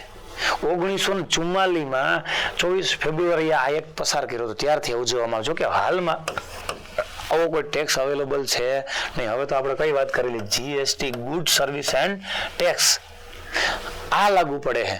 આના થ્રી અત્યારે જે ટેક્સ લાગુ પડે છે બધા જીએસટી છે, સીજીએસટી છે, આબકારી ડ્યુટી એ બધું આના દ્વારા જ લાગુ પાડવામાં આવે છે. પહેલા તો કે આવી રીતે ટેક્સ લાગુ પાડવામાં આવતો, જાગૃતિ મળે ને એટલે આવી રીતે ઉજવવામાં 24 ફેબ્રુઆરીએ ઉજવાય છે. મિત્રો ખાસ એક કોમેન્ટ મને એ જણાવજો છે, 2026 થીમ શું હતી? એવો પ્રશ્ન પૂછે, થીમ. ચાલો નેક્સ્ટ ક્વેશ્ચનમાં જતા જઈએ. એક દવાની વાત કરી છે, હાલો દવા વિશે.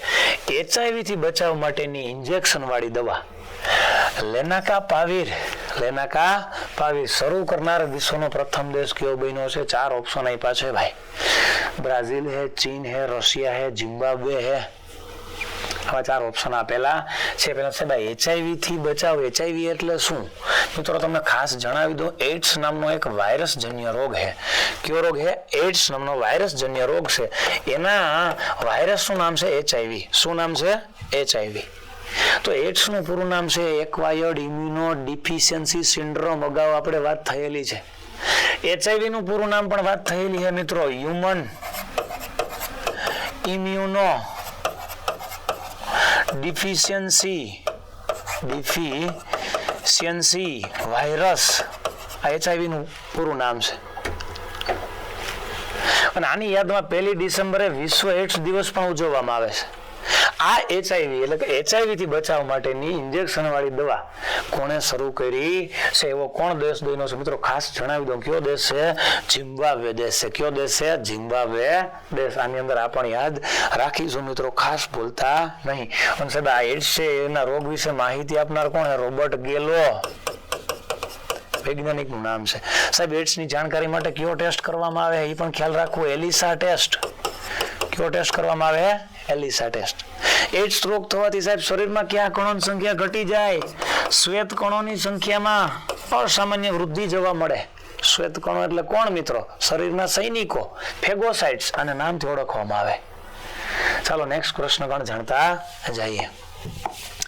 ક્રિકેટમાં સૌથી વધુ ઇન્ટરનેશનલ મેચ રમનાર ભારતીય મહિલા ક્રિકેટર કોણ છે? પાછો એક સ્પોર્ટ્સનો પ્રશ્ન આવ્યો મિત્રો.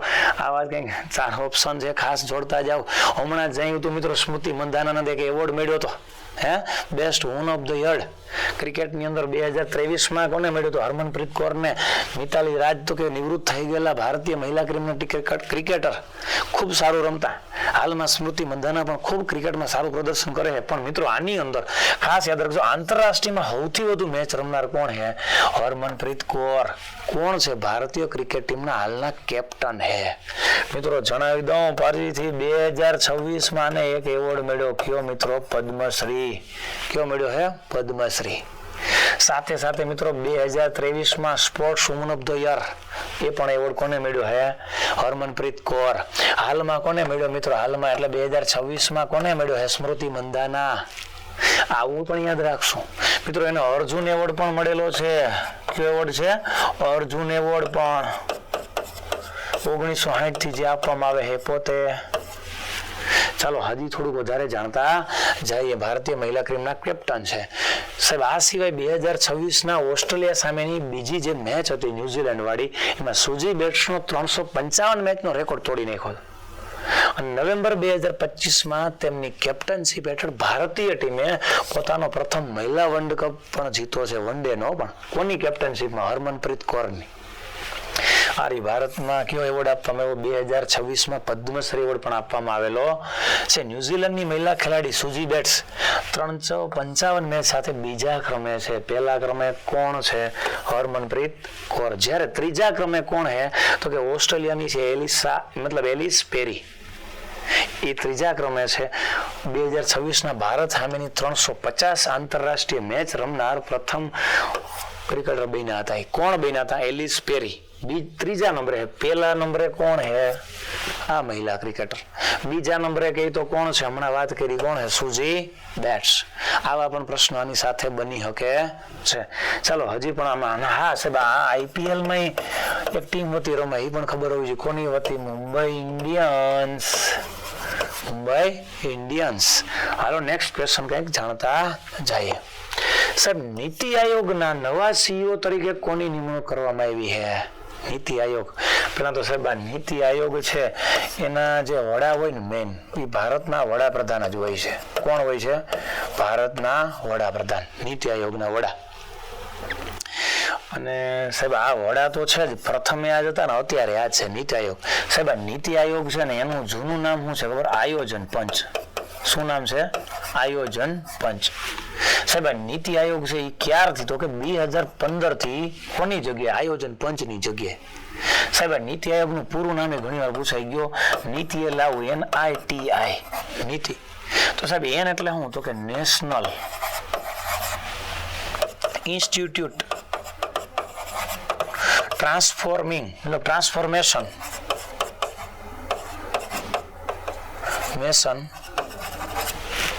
National institute transformation India.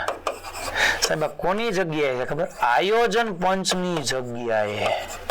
અને સાહેબ હાલના એના નવા CEO તરીકે કોની નિમણૂક કરવામાં આવી છે? ખાસ જાણતા જઈએ મિત્રો. નિધિ છિબ્બર છે, પછી કોણ હે? BVR સુબ્રમણ્યમ છે, સિંધુ ખિલર છે, અરવિંદ પનગડિયા છે. મિત્રો પહેલા તો અરવિંદ પનગડિયા છે ને પ્રથમ CEO હતા. ખાસ જણાવી દો. આવો પ્રશ્ન બને. પ્રથમ CEO કોણ હતા? અરવિંદ પનગડિયા. હાલના કોણ બન્યા છે નવા? તો કે નિધિ છિબ્બર. સાહેબ એની પેલા કોણ હતા? તો કે BVR સુબ્રમણ્યમ. ત્રણેય ભેગા યાદ રાખ લેવા. હાલના નિધિ છિબ્બર છે. એની પેલા એનું કોનું સ્થાન લીધું છે? તો કે આમનું સ્થાન લીધું છે BVR સુબ્રમણ્યમ. સૌ પ્રથમ CEO કોણ હતા? અરવિંદ પનગડિયા. આ પણ યાદ રાખીશું. હાલો મિત્રો આગળ જાણતા જઈએ નવા પ્રશ્નમાં. સાહેબ હાલમાં જ કેરળ રાજ્ય છે એનું નામ બદલીને કેરળમ રાખવાના પ્રસ્તાવને મંજૂરી આપવામાં આવી છે. અને કેરળમ એ મલયાલમ ભાષાનો શબ્દ. પેલા તો તમને આટલી ખબર હોય કે સાહેબ કેરળનું નામ બદલાવી નાખ્યું અને કેરળમ કરી નાખ્યું તો કે ઓકે. પછી થોડુંક તમને બંધારણની માહિતી હોવી જોઈએ. ભાઈ બંધારણની કલમ 3 અનુસાર સંસદને કોઈ પણ રાજ્યનું, સંસદની વાત આવી, સંસદને કોઈ પણ રાજ્યનું નામ બદલવાનો અધિકાર છે. જો તમે બંધારણ વિશે જાણતા હોય, વાંચન હોય ને ખ્યાલ હોય કે હા ભાઈ આના વિશે આવું કંઈક અધિકાર છે સંસદને, તો આમાં તમને એક ઓપ્શન તો ખ્યાલ હોય કે પેલું આવે તો પેલું તો બધાયમાં છે જ ભાઈ. સાથે સાથે સાહેબ ત્રીજું આવે એવું લાગે તો સાહેબ 2 જ ઓપ્શન હોય જાય. એક જ ઓપ્શન હોય તો આ 2 નીકળી ગયા. 2 જ હોય જાય. એક પણ નહીં અને 1, 2, 3. મિત્રો તમને જણાવી દઉં કેરળમ છે ને મલયાલમ ભાષાનો શબ્દ છે. કઈ ભાષાનો? મલયાલમ. તો સાહેબ જવાબમાં પેલું આવે, બીજું આવે ને ત્રીજું આવે. તો 1 અને 2 તો નીકળી જ ગયો તો વધ્યો તો કોણ ઓપ્શન? 1, 2 અને 3. મિત્રો આની અંદરથી 3 PYQ બન્યા છે ભાઈ. કેરળમ દ્વારા મંજૂરી તો થઈ પણ પેલા તો એક યાદ રાખજો, કેરળ રાજ્ય છે ને કેરળ એ પોતાના રાજ્યના અંદર જે વિધાનસભા છે ને એની અંદર પણ આને પ્રસ્તુત કરે છે. ત્યાંથી પરમિશન મળે છે પછી સંસદની અંદર લોકસભા હે, રાજ્યસભા હે, વિધાનસભા 3 આવે. સંસદ એટલે લોકસભા, રાજ્યસભા અને વિધાનસભા. આ 3 ની અંદરથી પ્રસ્તાવ થાય, રાષ્ટ્રપતિની મંજૂરી મળે પછી જ એને બંધારણની કલમ અનુસાર ફેરફાર કરી શકાય. અને આવો અધિકાર સંસદને પણ મળેલો છે કે આવું કરી શકે છે અને બદલાવ લઈ આવી શકાય છે. ચાલો મિત્રો થોડુંક આના વિશે જાણતા જાવ. આની અંદર કંઈક આવું જ છે. 24 ફેબ્રુઆરીએ વડાપ્રધાન નરેન્દ્ર મોદીની અધ્યક્ષતામાં મળેલી કેબિનેટ મિટિંગની અંદર કેરળનું નામ સત્તાવાર રીતે બદલીને કેરળમ રાખવાની પ્રસ્તાવને મંજૂરી આપી દીધી છે. આ ફેરફાર પાછળનો મુખ્ય ઉદ્દેશ શું છે તો કે મલયાલમ અને સાંસ્કૃતિક ઓળખને બંધારણીય માન્યતા આપવાનો. અને મલયાલમ ભાષા રાજ્યને કેરળમ તરીકે જ ઓળખવામાં આપવામાં આવી છે. કેરળમ જ શું નામ છે? મલયાલમનું જ નામ છે, ભાષામાં જ નામ છે. નામ બદલવાની પ્રક્રિયા ભારતીય બંધારણની કઈ કલમ? તો કે આર્ટિકલ 3 અથવા કલમ 3 હેઠળ જ આપવામાં આવે છે. આ પ્રક્રિયા આપણે EYQ રૂપે જોયેલી. તો કે હા. ચાલો નેક્સ્ટ ક્વેશ્ચન પર જઈએ. પહેલા મિત્રો ખાસ તમને જણાવી દઉં કે PSI અને હાલની અંદર કોન્સ્ટેબલની જે ભરતી ચાલી રહી છે ને એમાં એક વિષયને તો ભૂલાય નહીં, એક નહીં, આમ તો 2 વિષય, મેથ્સ અને રીઝનિંગ. મિત્રો મેથ્સ અને રીઝનિંગ જો તમારે સંપૂર્ણ વિડીયો કોર્સ ભણવા હોય ને મિત્રો, એ જાજી બધી ફી ભરી નહીં, માત્ર મિત્રો કેટલા રૂપિયામાં? 249 માં જ. અને 2-3 લેક્ચર નહીં, 250 લેક્ચર. એ વિડીયો કોર્સ રેકોર્ડેડ, 1-2 મહિના નહીં, 3 મહિના. ભાઈ કેટલા મહિના? 3 મહિના. આ પણ તમે પરચેસ કરી શકો છો. ને આની અંદર તમને મેથ્સના તમામ જે પણ સિલેબસની અંદર આપેલા લેક્ચર છે બધા જ મળી રહેશે, અને એના પણ વિડીયો લેક્ચર પણ મળી રહેશે, અને તમને તૈયારી અંદર ખૂબ ફાયદો કરાવે. કેટલા રૂપિયા? માત્ર 249 માં. ચાલો મિત્રો નેક્સ્ટ ક્વેશ્ચન ની અંદર જતા જઈએ. કંઈક સરસ મજાનો પ્રશ્ન છે. સાહેબ, વિશ્વ માતૃભાષા દિવસ ક્યારે ઉજવવામાં આવે? પહેલા તો દરેકની કંઈક માતૃભાષાની ઓળખ હોય, અને આવા દિવસો જાહેર કરવાની સત્તા યુનાઇટેડ નેશન્સ પાસે હોય છે. આ યુનાઇટેડ નેશન છે, આમાં એક દિવસ જાહેર કર્યો છે, વિશ્વ માતૃભાષા દિવસ. કઈ તારીખે મિત્રો? 21 ફેબ્રુઆરીએ. કઈ ફેબ્રુઆરી? 21 ફેબ્રુઆરી. સાહેબ, માતૃભાષા દિવસ 21 ફેબ્રુઆરીએ જાહેર કર્યો, પણ દરેક રાજ્યની માતૃભાષા કઈ એક છે નહીં, બધાની માતૃભાષા અલગ અલગ છે. તો દરેક લોકો માતૃભાષા પ્રત્યે જાગૃત બને, પોતાની ભાષા પ્રત્યે ઓળખ બનાવી શકે, એ માટે સમગ્ર વિશ્વની અંદર આ ઉજવવામાં આવે છે. ઉજવવાનો ઉદ્દેશ શું? તો કે વિશ્વભરની ભાષાઓનું જતન કરવાનું, એકબીજાની સન્માન આપવાનું, ભાષાકીય સાંસ્કૃતિક વારસો જાળવવાનું, એને પ્રોત્સાહન આપવાનું, અને એમની પણ યુનેસ્કોએ 2026 માટેની કંઈક થીમ રાખી. મિત્રો ખાસ જણાવી દઉં, ઘણી વખતે પરીક્ષામાં થીમ પૂછતા હોય તો કે યુથ વોઇસીસ ઓન મલ્ટીગ્યુઅલ એજ્યુકેશન, એટલે કે બહુભાષી શિક્ષણ પર યુવા અવાજો. બહુભાષી એટલે કે એક કરતા વધારેનું શિક્ષણ મેળવે. જેમ કે આપણે અત્યારે ગુજરાત બોર્ડમાં ભણીએ તો ગુજરાતી ભણીએ છીએ, હિન્દી ભણીએ છીએ, સંસ્કૃત ભણીએ છીએ, ઇંગ્લિશ ભણીએ છીએ, એક કરતા વધારે ભાષા ભણીએ છીએ. આ બધાય ભાષા પ્રત્યે ગૌરવ વધે, એનું એ પ્રત્યે જાળવણી વધે, ભાષા પ્રત્યે આપણા અંદર સાંસ્કૃતિક ડેવલપમેન્ટ થાય, એ હેતુથી યુએન એટલે કોણ? United Nations. અને પણ આ કોને જાહેર કર્યું છે? યુનેસ્કોએ. ખાસ યાદ રાખશું. ચાલો, માતૃભાષામાં શિક્ષણ અને વિવિધતા માટે આ દિવસ જાહેર કરવામાં આવ્યો છે, અને આ ભાર મૂકવામાં આવ્યો છે. ખાસ યાદ રાખશું, કોના દ્વારા જાહેર કર્યું છે? યુનેસ્કો દ્વારા. કોના દ્વારા? યુનેસ્કો દ્વારા. ચાલો મિત્રો, આવો જ કંઈક બીજો પ્રશ્ન પણ જોતા જઈએ. એક ફિલ્મ છે બાળકો માટેની, ખાસ ફિલ્મ છે બાળકો માટેની. બાળકો માટેની વાત આવી ને તો જોઈને જ ખબર પડી જાય, બાળકો માટે તો એક જ એવોર્ડ અપાય આમાંથી. હજી વાત કરતા જઈએ. પહેલા મણિપુરી ભાષાની ફિલ્મ બુંગને કયો એવોર્ડ તાજેતરમાં પ્રાપ્ત થયો છે? મિત્રો આ બુંગ ફિલ્મ છે ને, જે બનાવનાર છે ને, મતલબ નિર્માતા, એક એક્ટરનું નામ છે ફરહાન અખ્તર, એ નિર્માતા છે એના, ફરહાન અખ્તર. એના દ્વારા ફિલ્મ બનાવવામાં આવી છે, અને બાળકો એજ્યુકેશન પ્રત્યે જાગૃત બને ને એવી મણિપુરી ભાષાની, કઈ ભાષામાં? મણિપુરી ભાષામાં બનાવવામાં આવી છે. મણિપુરી નૃત્ય જ્યાં થાય છે ને, મણિપુરી ભાષા, અને એની આ ફિલ્મ છે ને, એના માટે એને એવોર્ડ પ્રાપ્ત થયો છે. તો મિત્રો તમને જણાવી દઉં કે બાળકો માટેની જે ફિલ્મ હોય ને, એના માટે આમાંથી એક જ એવોર્ડ હે ભાઈ. કયો એવોર્ડ હે? બાફટા એવોર્ડ. કેવો એવોર્ડ હે? બાફટા એવોર્ડ. રેમન મેક્સોજ એવોર્ડ છે ને, એશિયા ક્ષેત્રનો સૌથી સર્વશ્રેષ્ઠ એવોર્ડ ગણાય છે. ભારતમાંથી કોને મળ્યો? તો હમણાં જ વાત કરી, મધર ટેરેસાને પણ આ એવોર્ડ મળેલો છે. ઓસ્કાર એટલે કોનો? તો કે સંગીત ક્ષેત્રનો એવોર્ડ ગણાય છે. બાફટા એવોર્ડ કોના માટે? બાળકોની જે ફિલ્મ છે એમના માટે આપવામાં આવે છે. ચાલો મિત્રો, આવો જ કંઈક બીજો પ્રશ્ન પણ જાણતા જઈએ. સાહેબ, વડાપ્રધાનની નિમણૂક અંગે પણ આપણે વાત કરેલી. એક દેશના વડાપ્રધાન તરીકે, મતલબ સૌથી નાની વયના એક વ્યક્તિ છે રોબ જેટન. એ કયા દેશના વડાપ્રધાન તરીકે હાલમાં જ એને શપથ લીધા છે કે નિમણૂક થઈ છે? તો સાહેબ 4 ઓપ્શન આપ્યા છે. કયા દેશના એને વડાપ્રધાન તરીકે શપથ લીધા? મિત્રો સ્વિટ્ઝરલેન્ડ છે, નેધરલેન્ડ છે, કે ઇઝરાયલ છે, એક પણ નહીં તો આવતું નથી પહેલા જનરલી. આ 3 માંથી એક આવે. તો સાહેબ ઇઝરાયલના વડાપ્રધાન તો ખબર છે, બેન્જામિન નેતાન્યાહુ, એ તો ખબર જ. સ્વિટ્ઝરલેન્ડ નહીં ખ્યાલ છે સાહેબ, એને કોઈ બદલા નથી. સાહેબ બદલા કોના? એકના જ બદલા નેધરલેન્ડ. સાહેબ નેધરલેન્ડ એટલે કયો દેશ? મિત્રો આપણે તમને જણાવી દઉં, આપણે એને હોલેન્ડ બોલતા. હોલેન્ડ. ડચ પ્રજા નો આવી ભારતની અંદર અંગ્રેજો સાથે આગળ રાજ કરવા આવેલી પોતે નેધરલેન્ડ. સાહેબ નેધરલેન્ડ છે ને પવન ચક્કીઓનો દેશ તરીકે પણ ઓળખાય છે ભાઈ. પવન ચક્કીઓના દેશ તરીકે પણ જાણીતો છે. ફૂલોના દેશ તરીકે પણ ઓળખાય. ફૂલોના દેશને ફૂલોની બહુ ખેતી થાય. કયા દેશમાં? નેધરલેન્ડ્સની અંદર. ચાલો નેક્સ્ટ ક્વેશ્ચન પણ મિત્રો જાણતા જઈએ અગત્યનો. દેશનું પ્રથમ જાતિ મુક્ત ગામ. સાહેબ જાતિના આધારે નહીં, હવે ઈ ગામમાં કેના આધારે ઓળખાય? તો એના પપ્પાના નામના આધારે ઓળખાય. ખાસ યાદ રાખજો કે ભાઈ મારા પપ્પાના નામના આધારે આપણે ગામમાં નામ ઓળખાશું. બધાએ કોઈ જાતિનું સર્ટિફિકેટ કઢાવવાનું નથી. એવું એક ગામ બન્યું છે. તો સાહેબ કયા રાજ્યનું છે? મહારાષ્ટ્રનું સોંદલા ગામ છે. હાલમાં જ રાષ્ટ્રપતિ દ્રૌપદી મુર્મુ, મિત્રો જણાવી દઉં, ભારતના રાષ્ટ્રપતિ દ્રૌપદી મુર્મુ છે હાલના, અને પ્રથમ આદિવાસી રાષ્ટ્રપતિ છે. એ પણ યાદ રાખવું.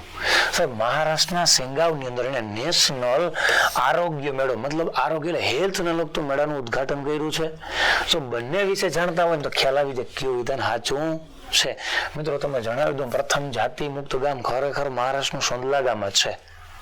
અને સાથે સાથે રાષ્ટ્રપતિ દ્રૌપદી મુર્મુ દ્વારા જ મહારાષ્ટ્રના સેંગાવની અંદર જ આ મેળાનું ઉદ્ઘાટન કરવામાં આવ્યું છે. તો ઓપ્શન ક્યાં આવશે મિત્રો? 1 અને 2 બંને. મહારાષ્ટ્રની રાજધાની એટલે મિત્રો તમને ખ્યાલ જ છે ઓલરેડી કયું છે? મુંબઈ. આર્થિક રાજધાની પણ કહેવાય છે મુંબઈને. ચાલો મિત્રો આવું જ કંઈક સૈન્ય અભ્યાસો થતા હોય. શું અભ્યાસો થતા હોય? સૈન્ય અભ્યાસો. તાજેતરમાં કયા બે દેશ વચ્ચે ધર્મ ગાર્ડિયન સૈન્ય અભ્યાસ, એ કેટલામી આવૃત્તિ કહો? 7મી આવૃત્તિ યોજાઈ ગઈ. સાહેબ ધર્મ ગાર્ડિયન છે ને એક જ માટે જાણીતું છે. યાદ રાખજો, ભારત અને કોના વિશે? જાપાન. તો બીજા જે છે ભારત શ્રીલંકા, ભારત નેપાળ, ભારત બાંગ્લાદેશ, આના વચ્ચે કોઈ સૈન્ય અભ્યાસ યોજાય છે? મિત્રો આમાં જે પણ પ્રશ્ન આવે, ચાલો એના વચ્ચે પણ યોજાય છે. કયા કયા યોજાય છે જાણતા જઈએ મિત્રો. ભારત અને શ્રીલંકા છે ને એના વિશે મિત્ર શક્તિ સૈન્ય અભ્યાસ યોજાય છે. ભારત અને નેપાળ હે પાડોશી દેશ, સૂર્ય કિરણ અભ્યાસ યોજાય છે.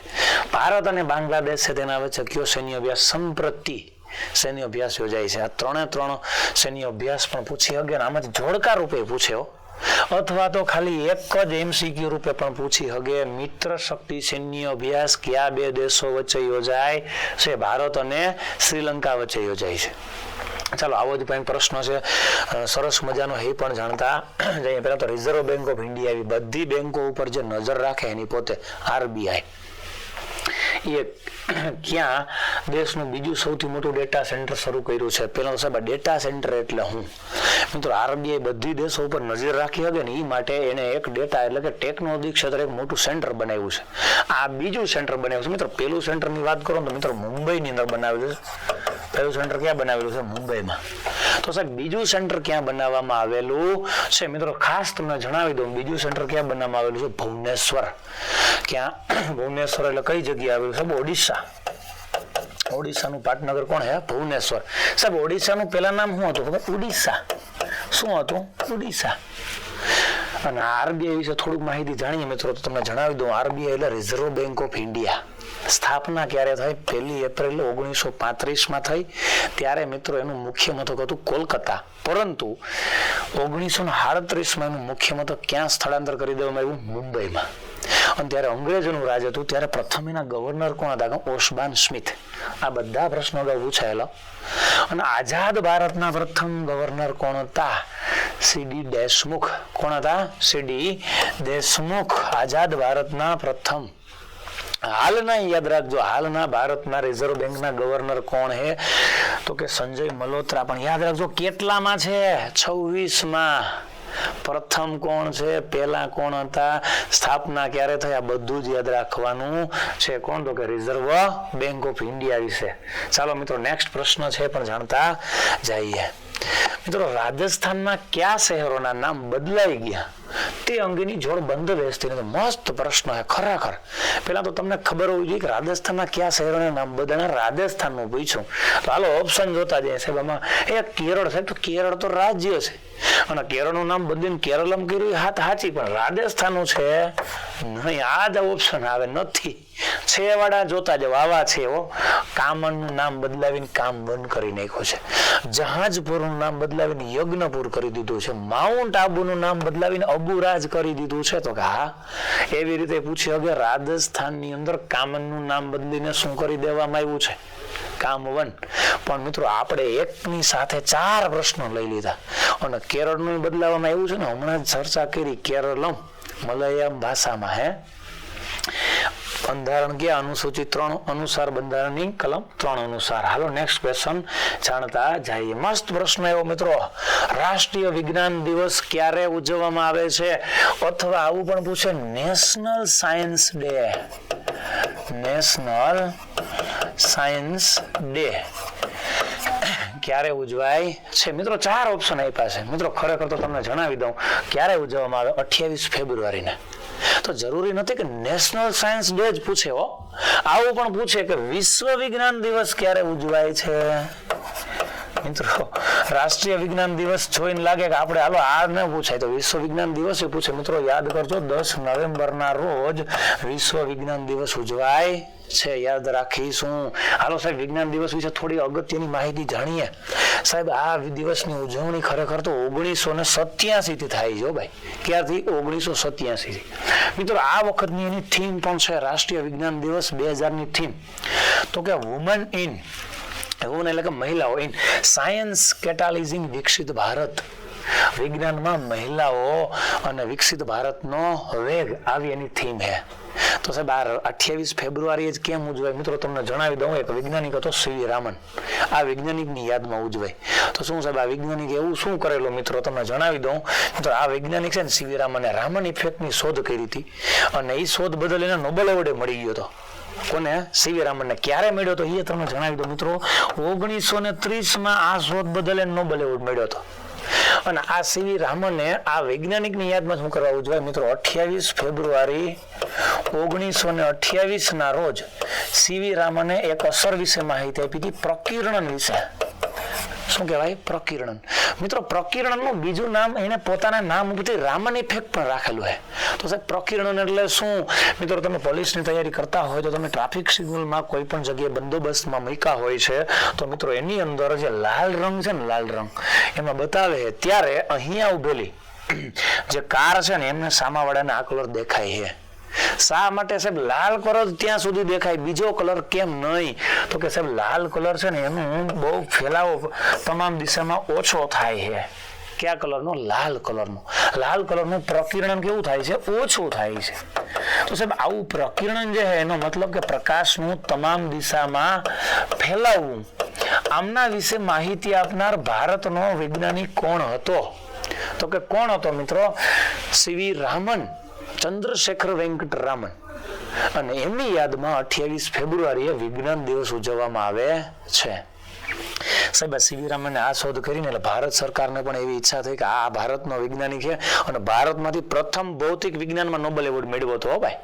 અને એમના માટે ભારત સરકારનો સર્વશ્રેષ્ઠ એવોર્ડ જે ગણાય મિત્રો ભારત રત્ન પણ આપવામાં આવેલ છે.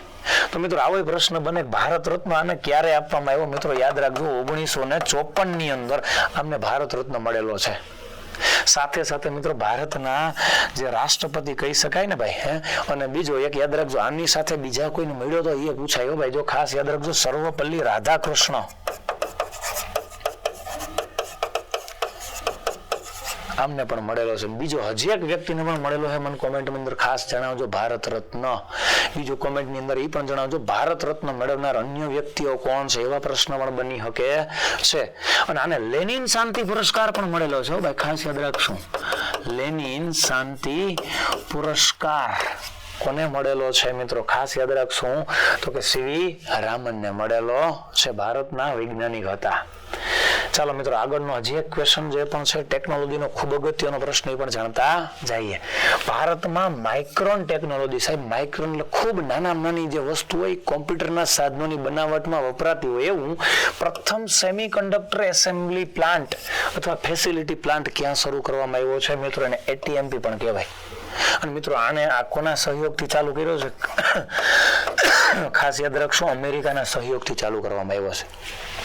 4 ઓપ્શન આપ્યા ક્યાં ચાલુ કરવામાં આવ્યો મિત્રો તમને એટલી ખબર હોવી જોઈએ. ગુજરાત અંદર ચાલુ થયો તો ગુજરાત વાળા 2 ઓપ્શન ગોતી લેવાના છે.